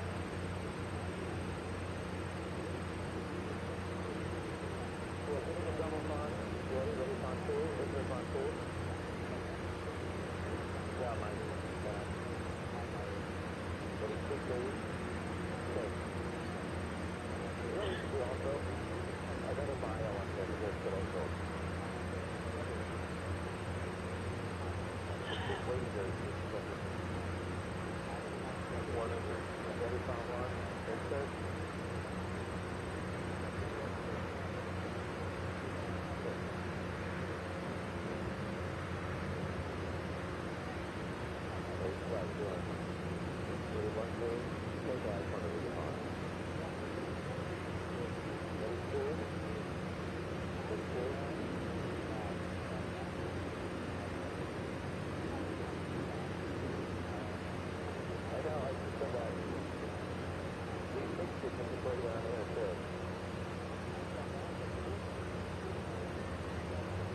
There's a way to make it tighter or something.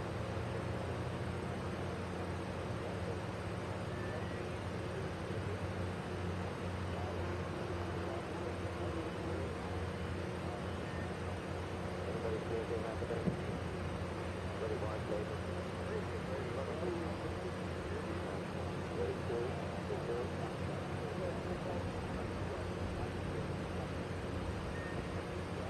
The added weight is both 9 and 10. Added weight to 9 and 10. Added weight to 9 and 10. Got our 20-year-old be out there. Ready, one. Quick one.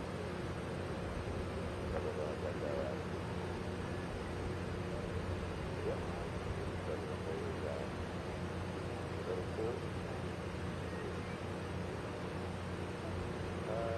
102. Field is up.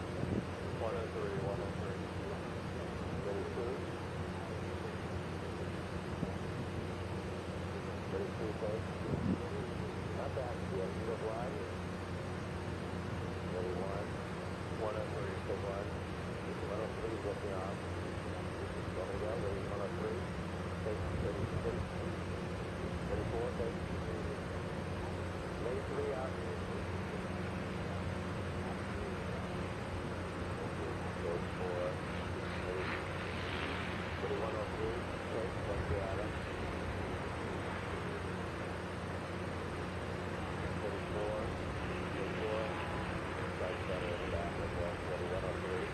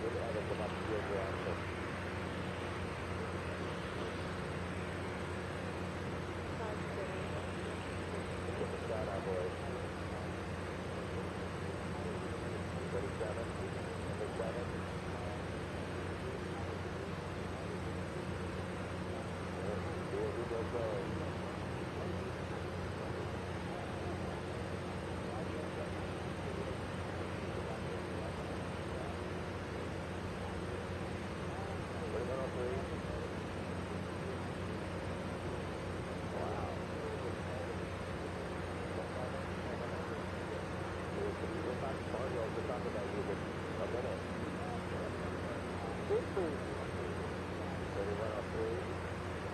Safe. Right.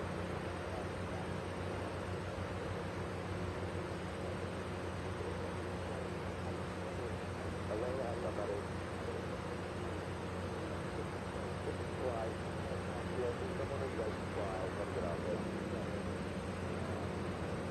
The red raft, does anybody see it? 115, the red raft. They left. Are they in the back though, behind you maybe? Two upcoming, you ready, 7, safe? Looking for the red raft in the back. I got it, 3. No, they won't do away. I know, but it's in the back. Spin around. I just see it in the center. That's easy. Ready, from 1, insert. Might not be able to see it, but it's in the back. It's that hazard. Stand by, Joe. 31. Ready, 3. They send a 3 clean. Take 3 clean. Ready. Stand by, Joe. Ready, 60 is on 1. We're opening tank back up. Hold on. Safe. Stand by and lose the bond. And lose the bond. Stay with the orange wrap. You can push to the main. You get a bond for the speed, please. I need you back there, another wrap. Ready, front 1. Get your front 1. Ready, 3. Ready, undercut 3. Undercut 3. Ready, 6, please. Better be walking the ground. Yeah, ready, 6 feet, please. Safe. Stay there, boy.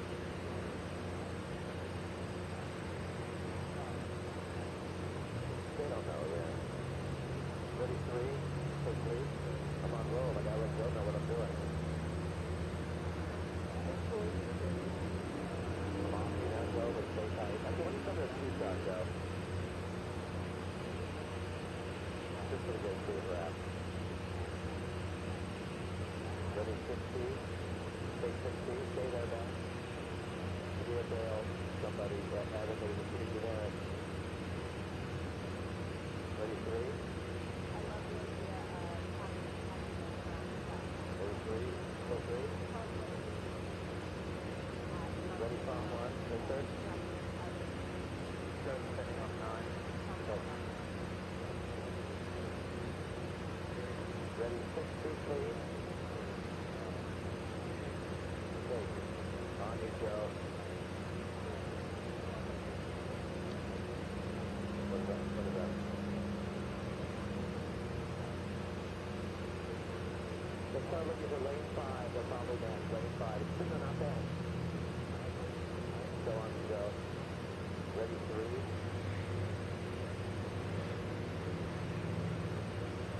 Maybe lane 5 today. Still okay up there. Good.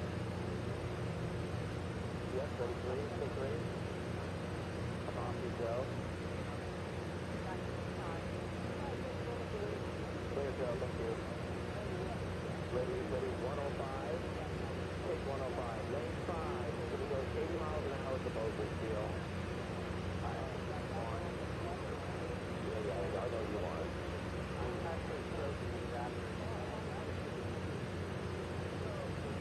Let's fire something. Ready, front 1.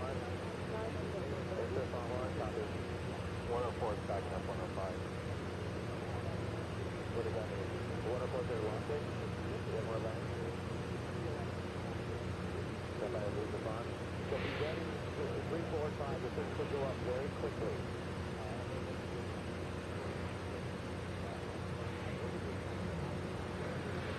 Lose front 1. Be ready, guys. The things will go up fast. Field you're there. You should be in some feeling. White out the back for warning when they take off. This thing's going to fly. So to speak.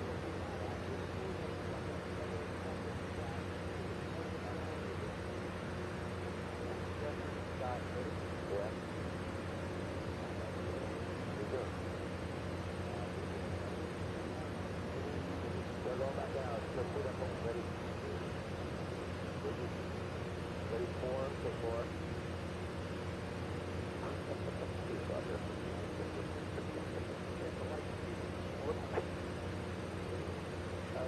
Go up. I want to see,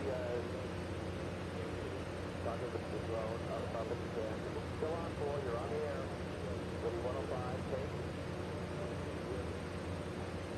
Good field, get closer. Hold. Ready.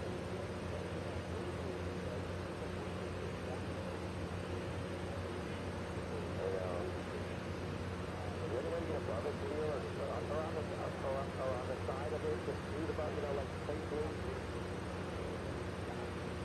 Yeah, be careful though, because the airlock might be on you. This is dangerous zone. Okay, as long as you're within the rules. Please set 7. Ready, 7, seconds within the rules. Take 7. Ready, 105. Put stuff on 110. You want to record that or something with this little bit or 6 minutes? Love you, Abby.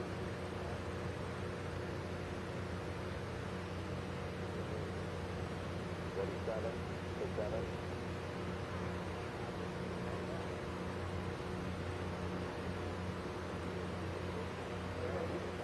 Ready, 105. Ready, 4. Take. Mine's out. Yeah, I don't need to do it like that now.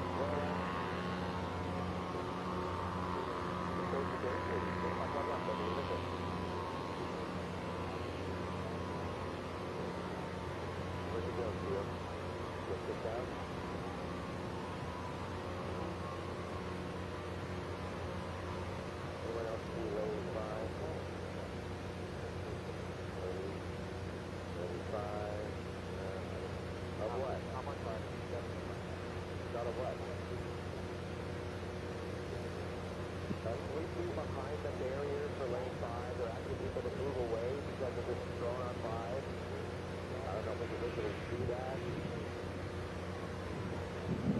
Somebody done drove in the lane 5 set area to the starting line. Really smart. 101.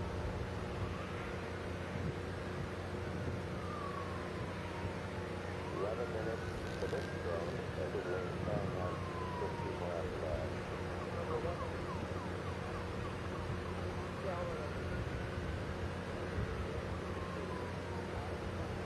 See if it's any better, very good.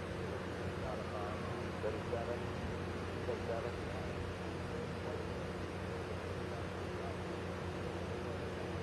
That's nice.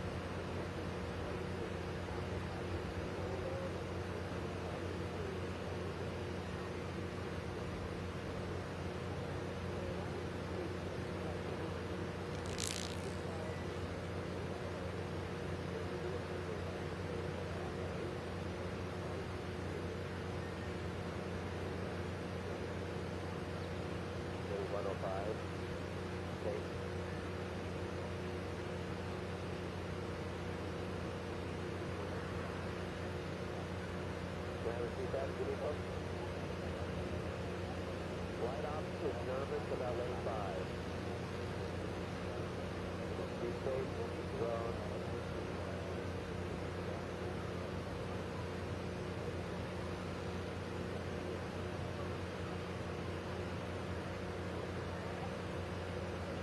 Cameras, make sure your utilities have good eyes on everything. Lane 5, good behavior zone.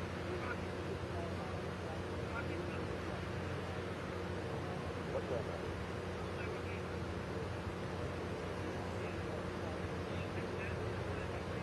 Ready, 7. Take 7. That's crazy. Ready, 105, please.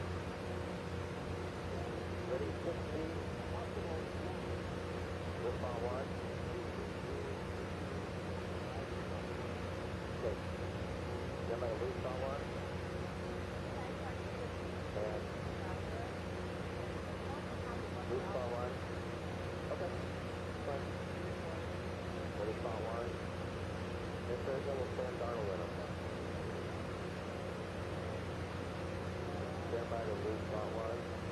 We don't see the guy right away, right? It's long gone. Loose 13. What's that, what was that? Loose front one.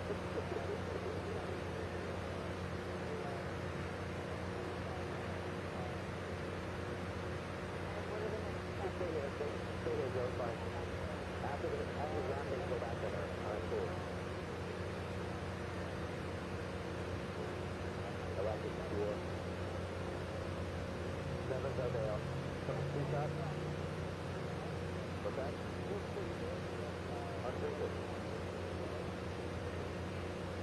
Ready, 7. Ready, 7. Take 7.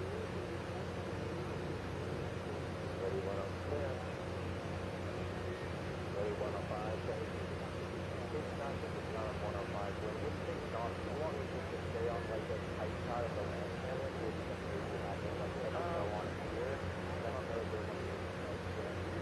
Okay, you can do that. I'll cut out with your lead frame. I'll cut those other things. Ready? Copy. I have 106 a little bit wide. Good idea. Good idea. Good idea. Thank you for thinking ahead. So I want everyone on 5 because I want to take off the force. 104 point 1. Guys, got to that? Oh, is this good on way 5? Ready, from 1 insert? I'm not going to do it. Ready, 1 or 2. Ready, 5 might only have 5 minutes. Ready, 10 or 15 minutes. 1 minute down. Stand by the loose from 1. Loose from 1.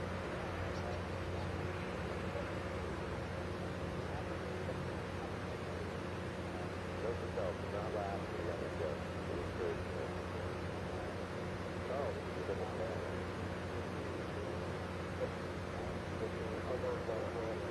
Is that good?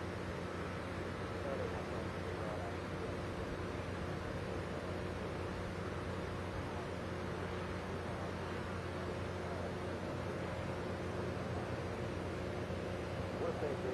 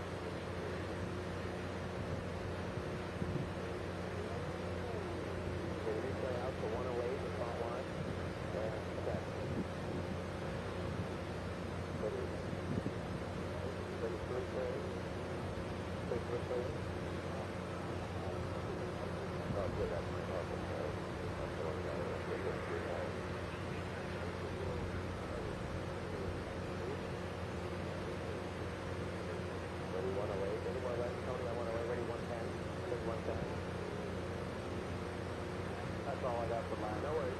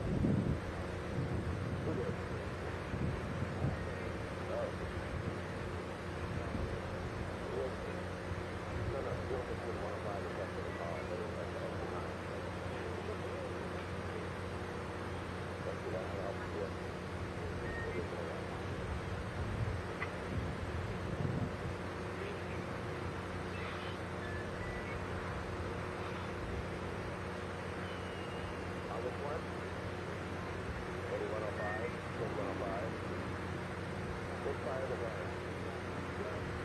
We're on lane 5. Ready 4. Good 4.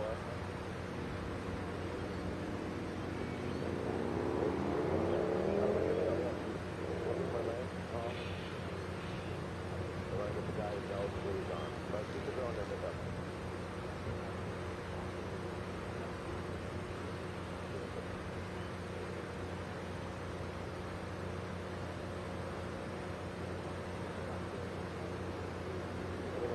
How are we getting off the air? Are we going to roll out or something? Or?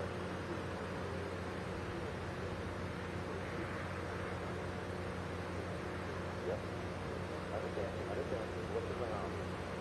Okay. No problem.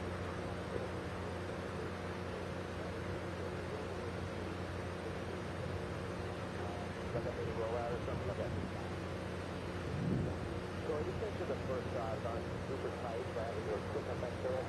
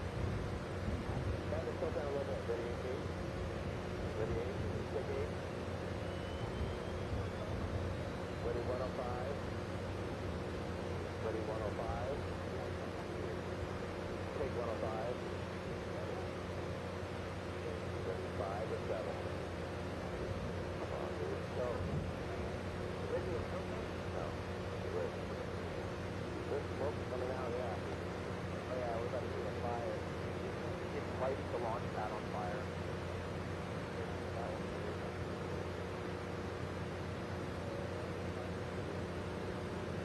So, there it is.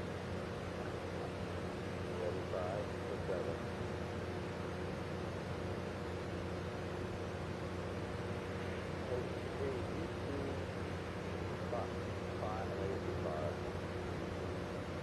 I know, 5 is wide, ready to follow it. Well, it's like a tight kind of wide.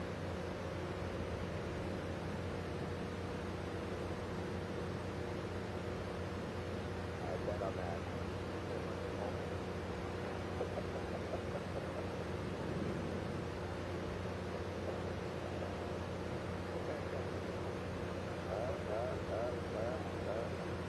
Ready 7, 6, 7, ready 8. Take 8. Ready 105. Take.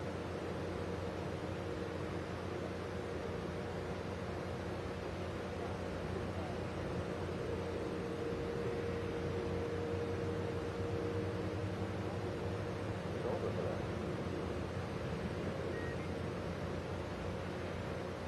Every time you turn.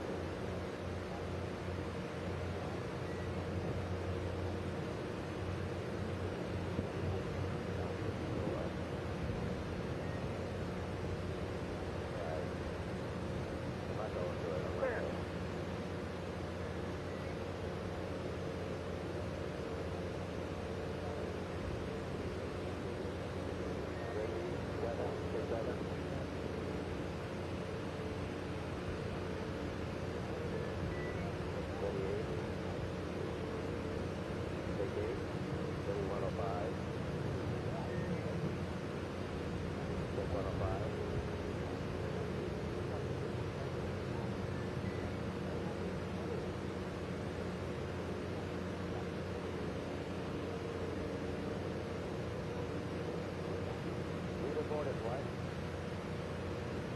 Stop bomb. Gee, I touched the space. Air box is telling steel to back off. I don't. I'm disconnected here.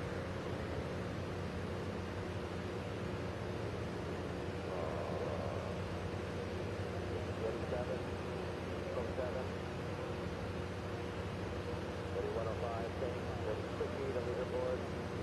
Ready quickly to Bond 2. And check the Bond 2. Ready to dissolve Bond 1 full.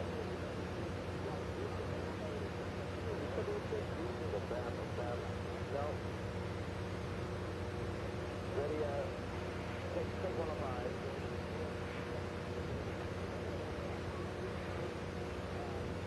Ready to dissolve Bond 2 full. You good? Dissolve Bond 2 full. I see it.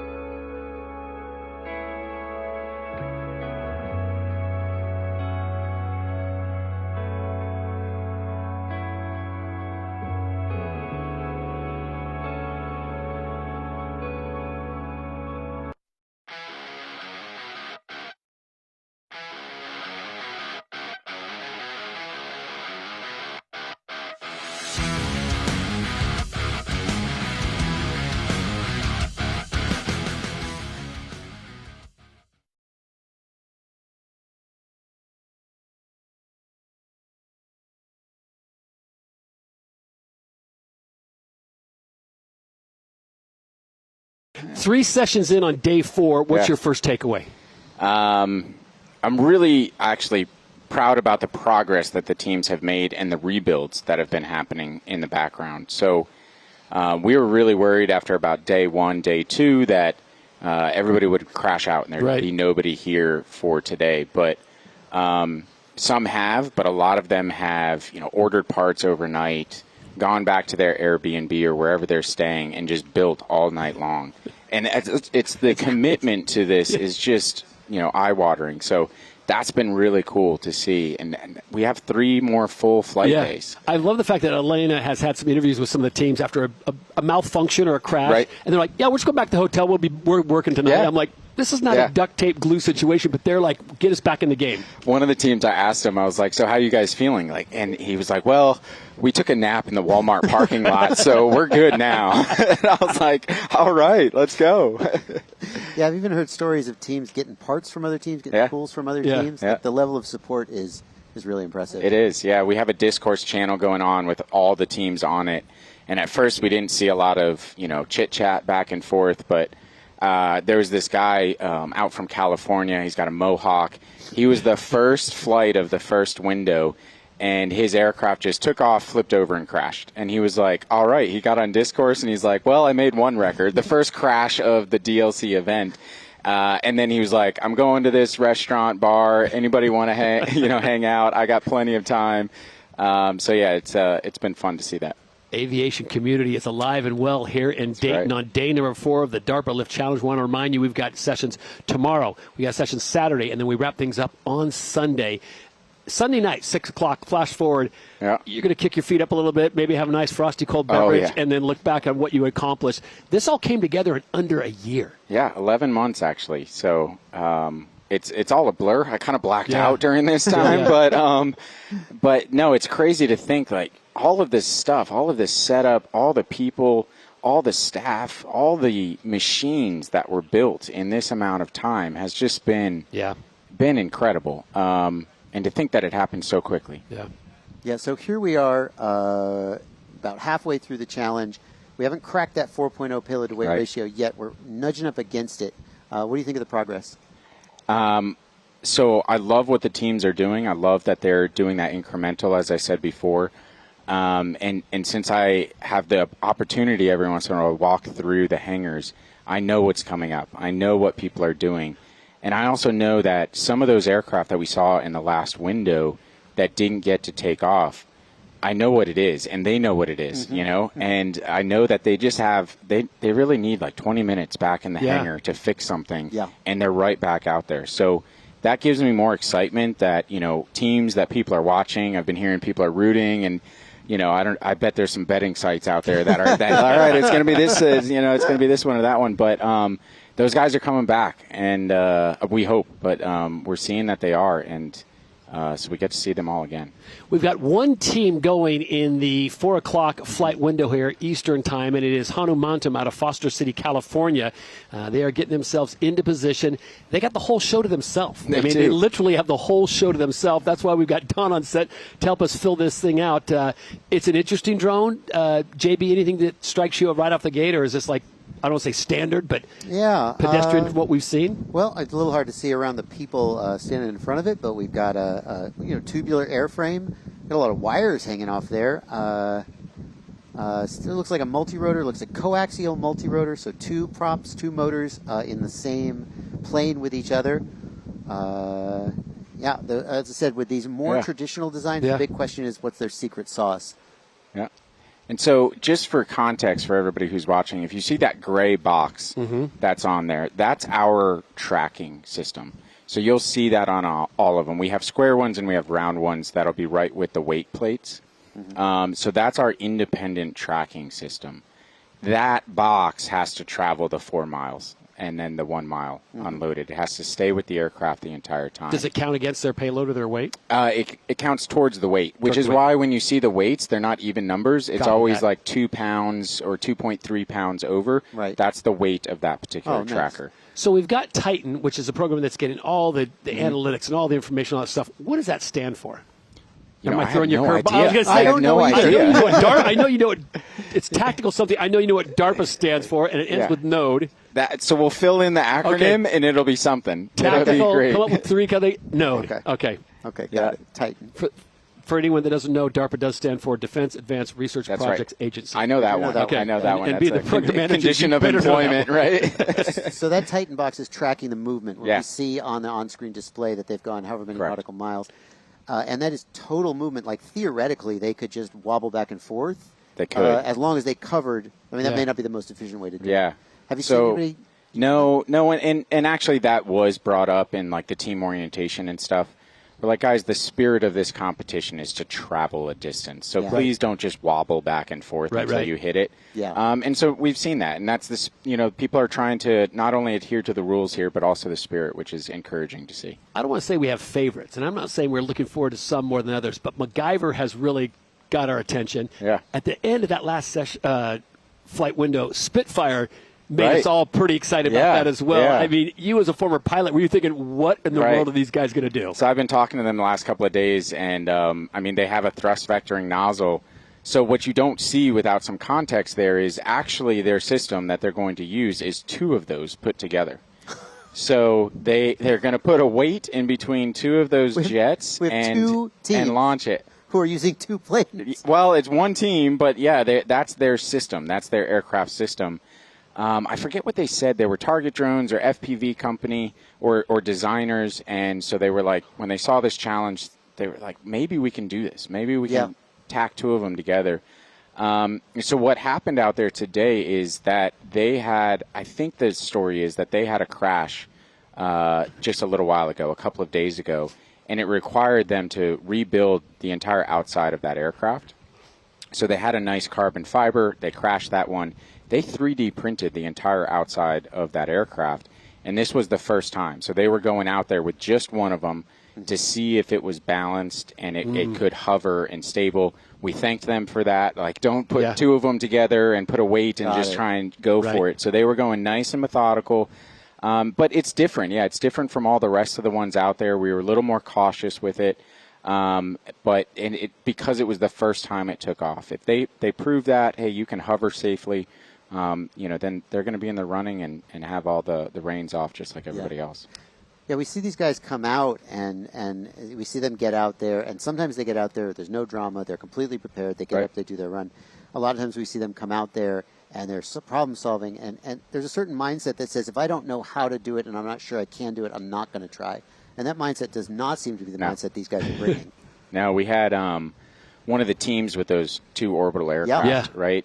He was out there for 90 minutes trying to get his engine started. Just not quitting. Just not quitting. And all of us were standing there watching, wherever we were, and we were just like, man, the drive and the motivation for him to be out in the sun, working on his spark plugs and his fuel pumps and all that, and just spinning and spinning.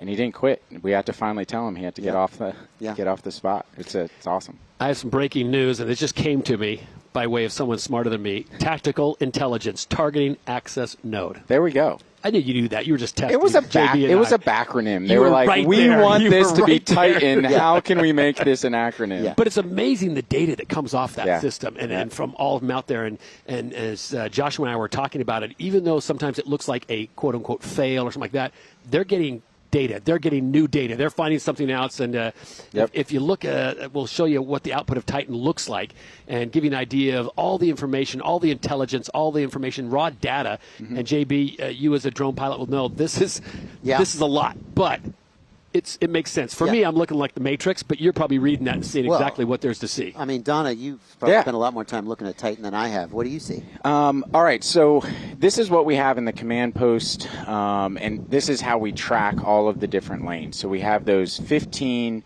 boxes that are up there on the right side. Each one of those boxes has the payload to weight ratio, and then for safety, if you see that one, number 6 at the top middle, that one actually has the type of materials, and that's for our fire department. So they know what they're dealing with. Exactly. So if one goes down, they're like, okay, what materials does this have? What type of energy source does it have? And about how much does it have? So that card just flips over, pretty cool looking. I don't remember which which run this was from, but there we go. There See, you go. look at that, nice and smooth. Ratio. And then you've got the different information. You've got complete runs. You've got a violation. So on number 2, Stanford OHS, run ended early. So the lane coordinator who's out there, the guy standing right next to the RPIC or the remote pilot in command, is able to enter into his tablet out there and give us a little data about what happened. So you can see result, you can see distance, and then the ratio there. So that's how we're tracking it. And then on the left side, where you have the map there, you're able to see all 15 lanes and then the trackers moving back and forth on there. And then you see those different boxes that we have. So we have a green box in the middle. That just tells the pilot that they're safely in the middle. That's a 60-foot wide, good zone, 60-foot tall box. Okay. If they move into the yellow, nothing, no penalty, right? It's just like a yellow light. You can be in there, but it's just a warning. It's like, hey, you're getting close. Once you hit the red boxes around each one of the lanes, that ends the run. Okay. So you've got to design an aircraft that is controllable enough, and therefore for the future use is safe enough, right, to be able to stay inside of those narrow parameters. And then if you get outside of the entire box, so there's a box around all 15 lanes, if you get outside of that one, we hit our emergency procedures. So we have immediate landing, kill switches, and some other counter-UAS capabilities. And that's to protect the community around us, the participants on the airfield, and over on the base. And if they get outside of that, normally it's not pilot air. They're not just freelance. They've lost control of it. Correct. Yeah. So we've hit it a couple of times. Yeah. People have done like a banking turn, and the lane coordinator comes over and says, got it, but it's under control, and he's bringing it back in. So we give somebody a mulligan for the first time they do it, and then the second time we actually ground them, and we come up with a procedure that is acceptable and safe before we launch them again. And then when they launch again, we're on them, white on rice. Let's talk about how the width of that lane affects the strategy, because they have to do a turn, and of course you could stop, hover, and go the other way, or you could do a banking turn, as you said. Correct. Yeah. And then there's another one. You can do a banking turn with altitude. Oh, okay, like climbing. Yeah, so that way you come in with speed, you climb to slow down your speed, and then you turn back around to gain that speed and come back.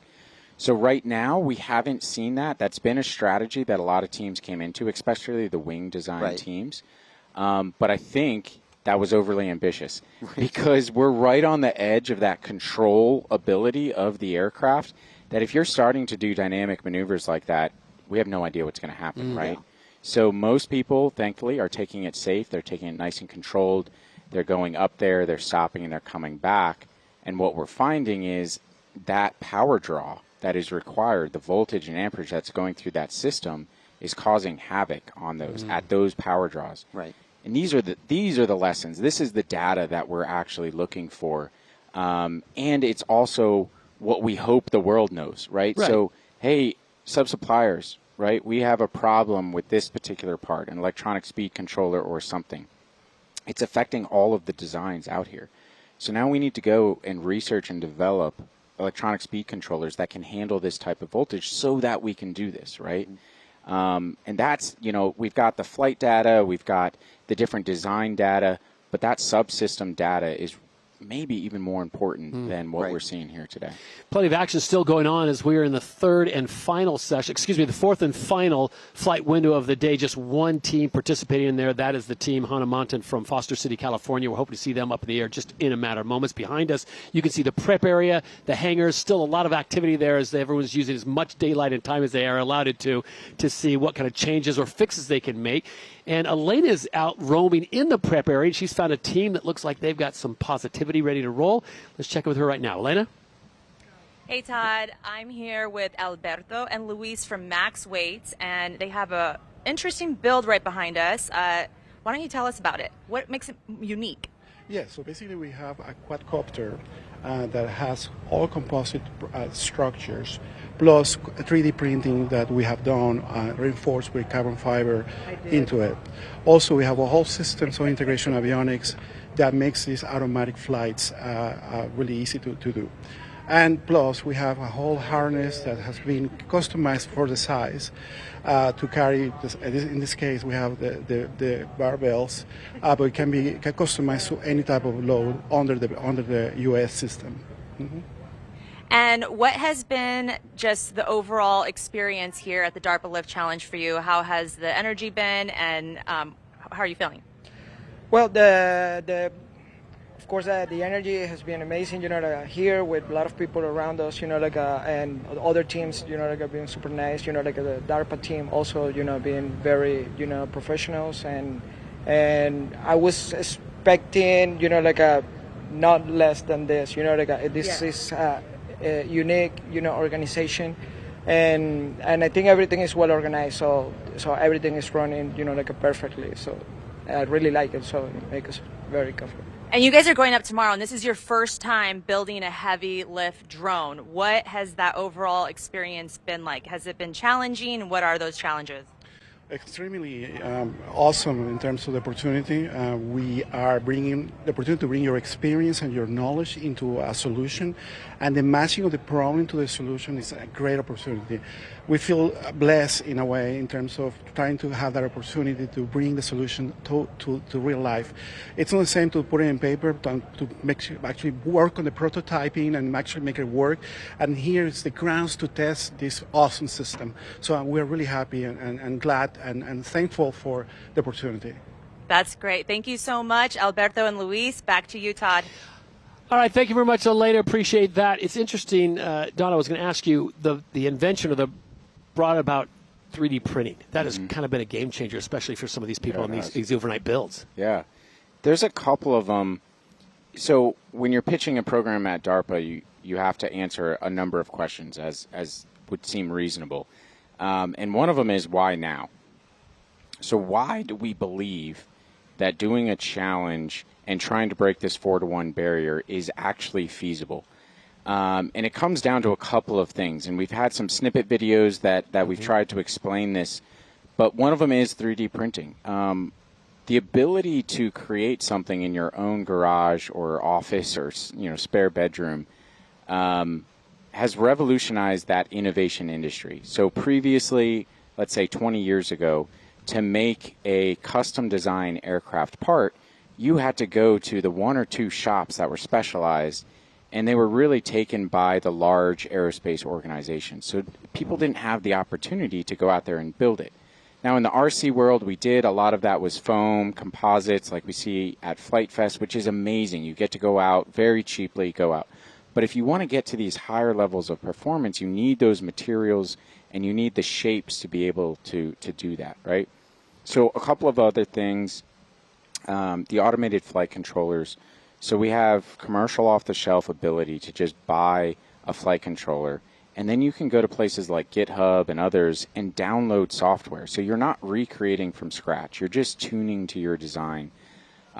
There's modeling software that is out there. Once again, that used to be just in the domain of the large aerospace companies.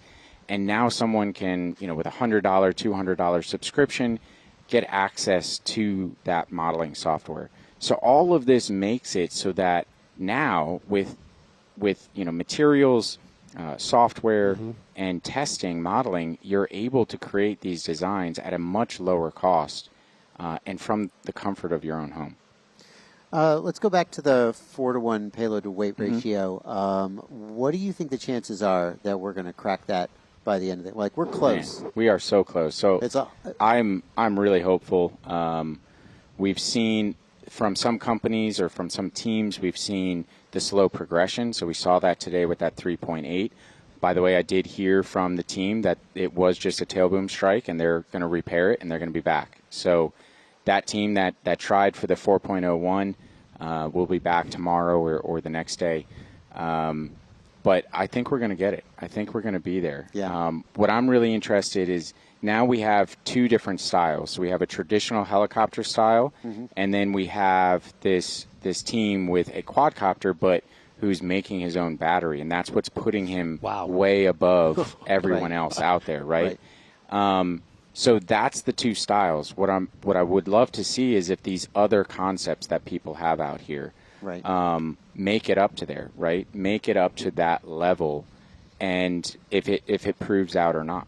Yeah, there's a lot of value, I think you'd agree, in these novel designs. Sure. Whether they achieve that 4-to-1 or 2-to-1 or whatever it is, and we're learning a lot. Yeah, and because this is a very specific application, right? 150 feet plus or minus 50, and this short course, each one of these designs, if they're successful, will be applied to different scenarios, right? So whatever you're trying to do in the commercial or military world, each one of them will have strengths and weaknesses.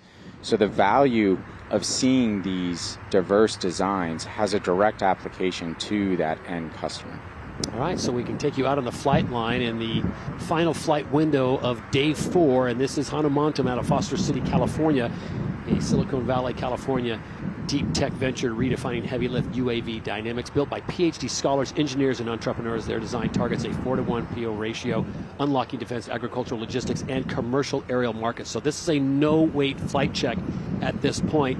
JB, I kind of gave you a little bit of a curveball there, having you break down what this thing is all about with people in the way, but now you get a clear shot at it. So give me your full intel. Well, we can see, like I say, it looks like a pretty standard octocopter, 8 motors, coaxial, so the motors are aligned in line with each other. That does mean that you lose a little bit of thrust from the bottom motor because they're sharing a thrust column, but there's also advantage. You have a more compact and simpler design, a more robust frame.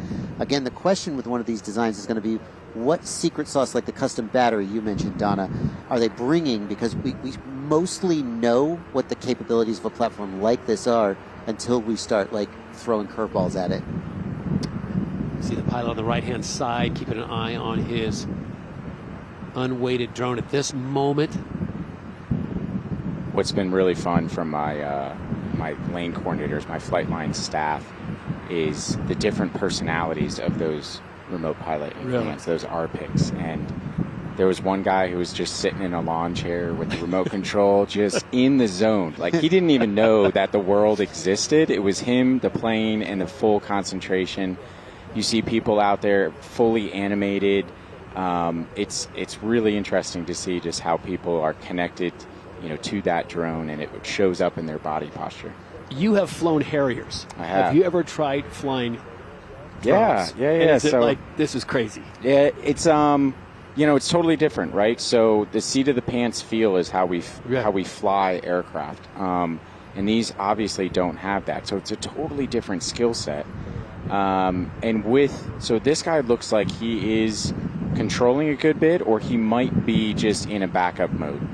So the way that works is you have it on an autonomous run. Sure. And then if something goes awry there, and all of a sudden, the wind kicks up or the program isn't working, he's got to switch on that controller to be able to switch it off and go into manual control to try and save the aircraft. Let's talk about that, because it has looked to me like most of these pilots are manually controlling their aircraft. If you ask me to do a run like this, it seems like you get a lot of efficiency by just letting the computer do the run. It's going to hold altitude, it's going to hold position. It just doesn't seem like a lot of these pilots are doing that. So it depends on where they are in the stages. If you look at the ones that are on their first test flights like this, or even the shakier ones, shall we say, or even the different designs, flight controllers don't have that. So when you have these really novel concepts, there is no GitHub to pull that down. So you go back to human control of these things, and it's just a guy there trying to fight the elements and keep that thing aloft. On the flip side, when you have that flight control system down, you generally just hit the computer, say go, it flies back and forth, and then you have that backup controller in case something goes wrong. I think a lot of the teams are actually hand landing them. In order for an autonomous landing, with this small of a landing pad, you're relying on the GPS coordinate, which could err, and you're also relying on the speed, the controller and its sensors to be able to land there, right? We also don't want to add weight by adding a camera, so it can do like a visual indication. So that's why you'll see a lot of times it'll come to a very steady hover somewhere around 20 feet. And then you'll see the pilot bring it down all the way to the landing site. So what I'm being told now is there's a bit of precipitation out on the flight line. So this flight window has not been terminated, but they're going to bring the drone in under cover and just protect it. But yeah, just to give you an idea, we are about, what do you say, a quarter mile away from the flight line, maybe a little more. It's not raining at our position, but it is out on the flight line. I definitely see some clouds in the distance in that direction. We talked about earlier, we usually don't fly these drones in the rain. Not at all. Yeah. And that was one of the things that we actually assured the teams coming into this competition. It's an anomaly of a competition is that you maintain certain parameters that they don't have to design to. So we did a 25 knot wind limit. 25 knots is huge. That's big. That's a lot of wind. Luckily, we haven't come close. On move-in week, we were hitting up to like 15 or so, but now we haven't really hit it. On the video feed right now, you see that flag whipping a little bit. That's probably around 10 to 12 knots flapping there. It's different all the way down. There we go. We got the windsock. Look at that. I was right on my 10 to 12 knots. So if you guys don't know, each one of those ribs on a flag is a distance, is a speed of the wind. So as the wind kicks up, you can see those different ribs, and that'll give you the different speed. Man, you learn something new every day sitting next to Donna, right?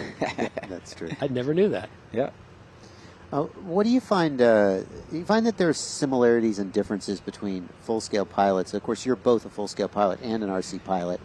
What do you find similarities and differences between them? The passion, you know, the love. Like we love doing it. It's really expensive to fly manned aviation, so being able to still get up in the air and do crazy stuff. I mean, you know, right now we don't have it, but off in the distance, you guys can't see it. We have Flight Fest, and they've got airplanes flying all over the place. So it's kind of distracting talking to you with these all these cool airplanes in the background. But that's why we do it. It's for the love of of aviation. There you go.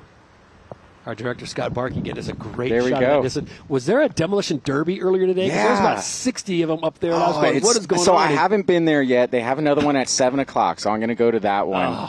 But no, it is. They call it aerial combat.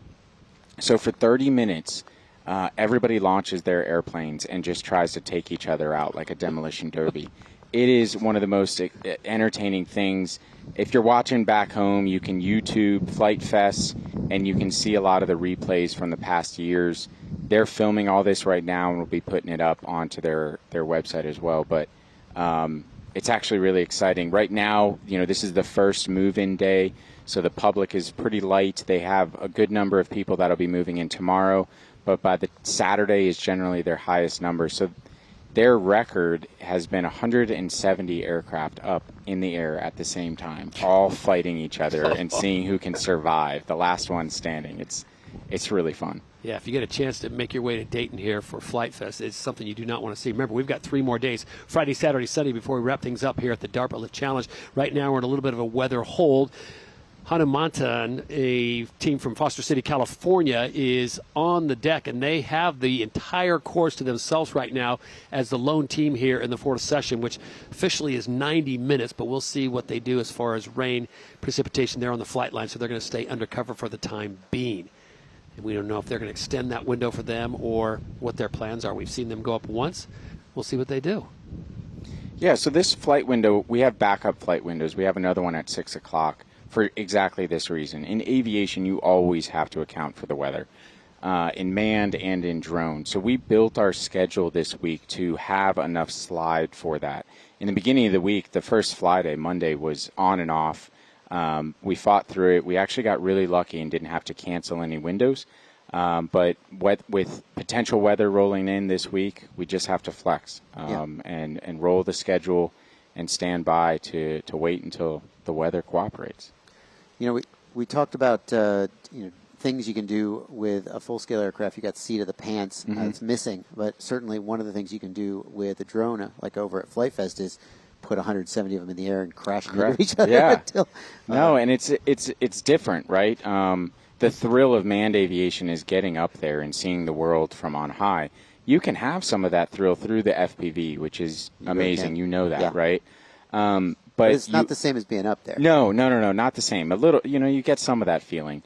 But the control of the aircraft, is definitely different. And what you can do is just be unafraid. In the DARPA Lift Challenge, you are afraid because there's a prize pot and you put thousands, tens of thousands of dollars and your time. Most of these people did not get paid to do this. So they were doing nights and weekends. We had one team that traveled 6 hours every weekend to build their aircraft over the past 9 months, which is just the level of commitment is amazing. You talk about the passion. I know Joshua and his passion for flying. Your passion, obviously, for flying led you into the Marines, and it is carrying on here on day number 4 of the DARPA Lift Challenge. Slight bit of a weather hold right now. Some precipitation has moved into the area as well as some breeze, so we're going to give a brief hold. Just one team out on the flight line right now. Again, it's Hanumantam from Foster City, California, and obviously they don't want to damage the aircraft. I like to throw something at you because I know you can handle the curveball. This is called Stump Donna, and we have picked 6 teams with a little bit of innovation. We wanted to give your idea as someone who has flown both aircraft and drones, RC, all that stuff, and give us an idea of how this is going to work. For the layman person that possibly watching out there, or even for the enthusiast expert like Joshua, how's this going to work? We're going to start off on this first one. I love it. And tell me, how in the world is this going to work? Okay, here we go. Cue the music. Here we go. Stump Donna. Oh, what yeah. in the world? Rock solid. This is crazy. So we got this, the paper, and we got the build progress and the concept and everything, and we even got some test flying. And we said the same thing. We were like, we don't understand. So the concept here is you use most of your energy in the hovering portion. Right. And then somehow you flip over. Once you inflate the parachute, you flip the entire thing over and start flying under the parachute. With the parachute providing the lift? Yes. So you're taking thermals and basically... No. So go Would ahead. it be more accurate to call it a parasail? Parasail. Yeah. It's a wing. It's an inflated wing. Correct. So there's so many ways of skinning the cat here in this competition, and that's been the really fun thing to see. And especially, the opportunity I had to see 487 different ideas on how to skin the cat. And so this one, very interesting. They weren't the only ones. There were actually a few teams who had parachute styles. They're the only ones that ended up making it here. Actually, there is one more in the hangar still trying to work through some things, so we might see them. But yeah, so the concept is a parachute is very light. It's a very effective airfoil for its weight. So instead of adding all the batteries into it to maintain level flight like a quadcopter, octocopter does, they inflate that parachute and then just ride it like a parasail. So now that quadcopter, after it does its lifting, it just tilts into a power mode or a propel. And so it'll start moving forward. It'll carry that parachute using very, very little battery and then being able to complete the course like that. So it's a novel way of doing it. We're excited for them and to see if they can flip it over and see if it works. Good answer on Stump Donna. So we move on to contestant number 2 of Stump Donna here at day number 4 of the DARPA Lift Challenge. This one is like moment of zen for me. The Sherman Aeronautics. Yeah. And we talked about them and how it's a husband-wife situation. The takeoff alone is kind of cool. Right? So there's 2 of these teams as well. We saw that yesterday with the guy trying to start his motors. So this is amazing. It's kind of, in a way, it's graceful, isn't it? Yes, I was going to say, it's very soothing. Yeah, it's like a flock of birds flying around. So this is actually a concept that has been around in idea, that technically this could work. So I don't know if people have done it before. I'm sure people have, but I feel like the world is seeing this for the first time. Yeah, certainly I did. And so, all right, the theory behind it is these 2 airplanes are actually working like a helicopter disc. So a helicopter has that rotor going around in a circle. If you were to cut the first part of that rotor, you would have, the lifting surfaces on the end. Well, they said, well, let's get rid of all of that weight and just put a wire in between it. And so the aerodynamics is actually the same aerodynamics as a large rotor disc on the top of a helicopter. Now, the controls, that is ridiculous. So they have to be able, each one of those aircraft has control surfaces, right? And that's how they control the thing. they have to figure out which way is up and down and north as they're spinning around. Right.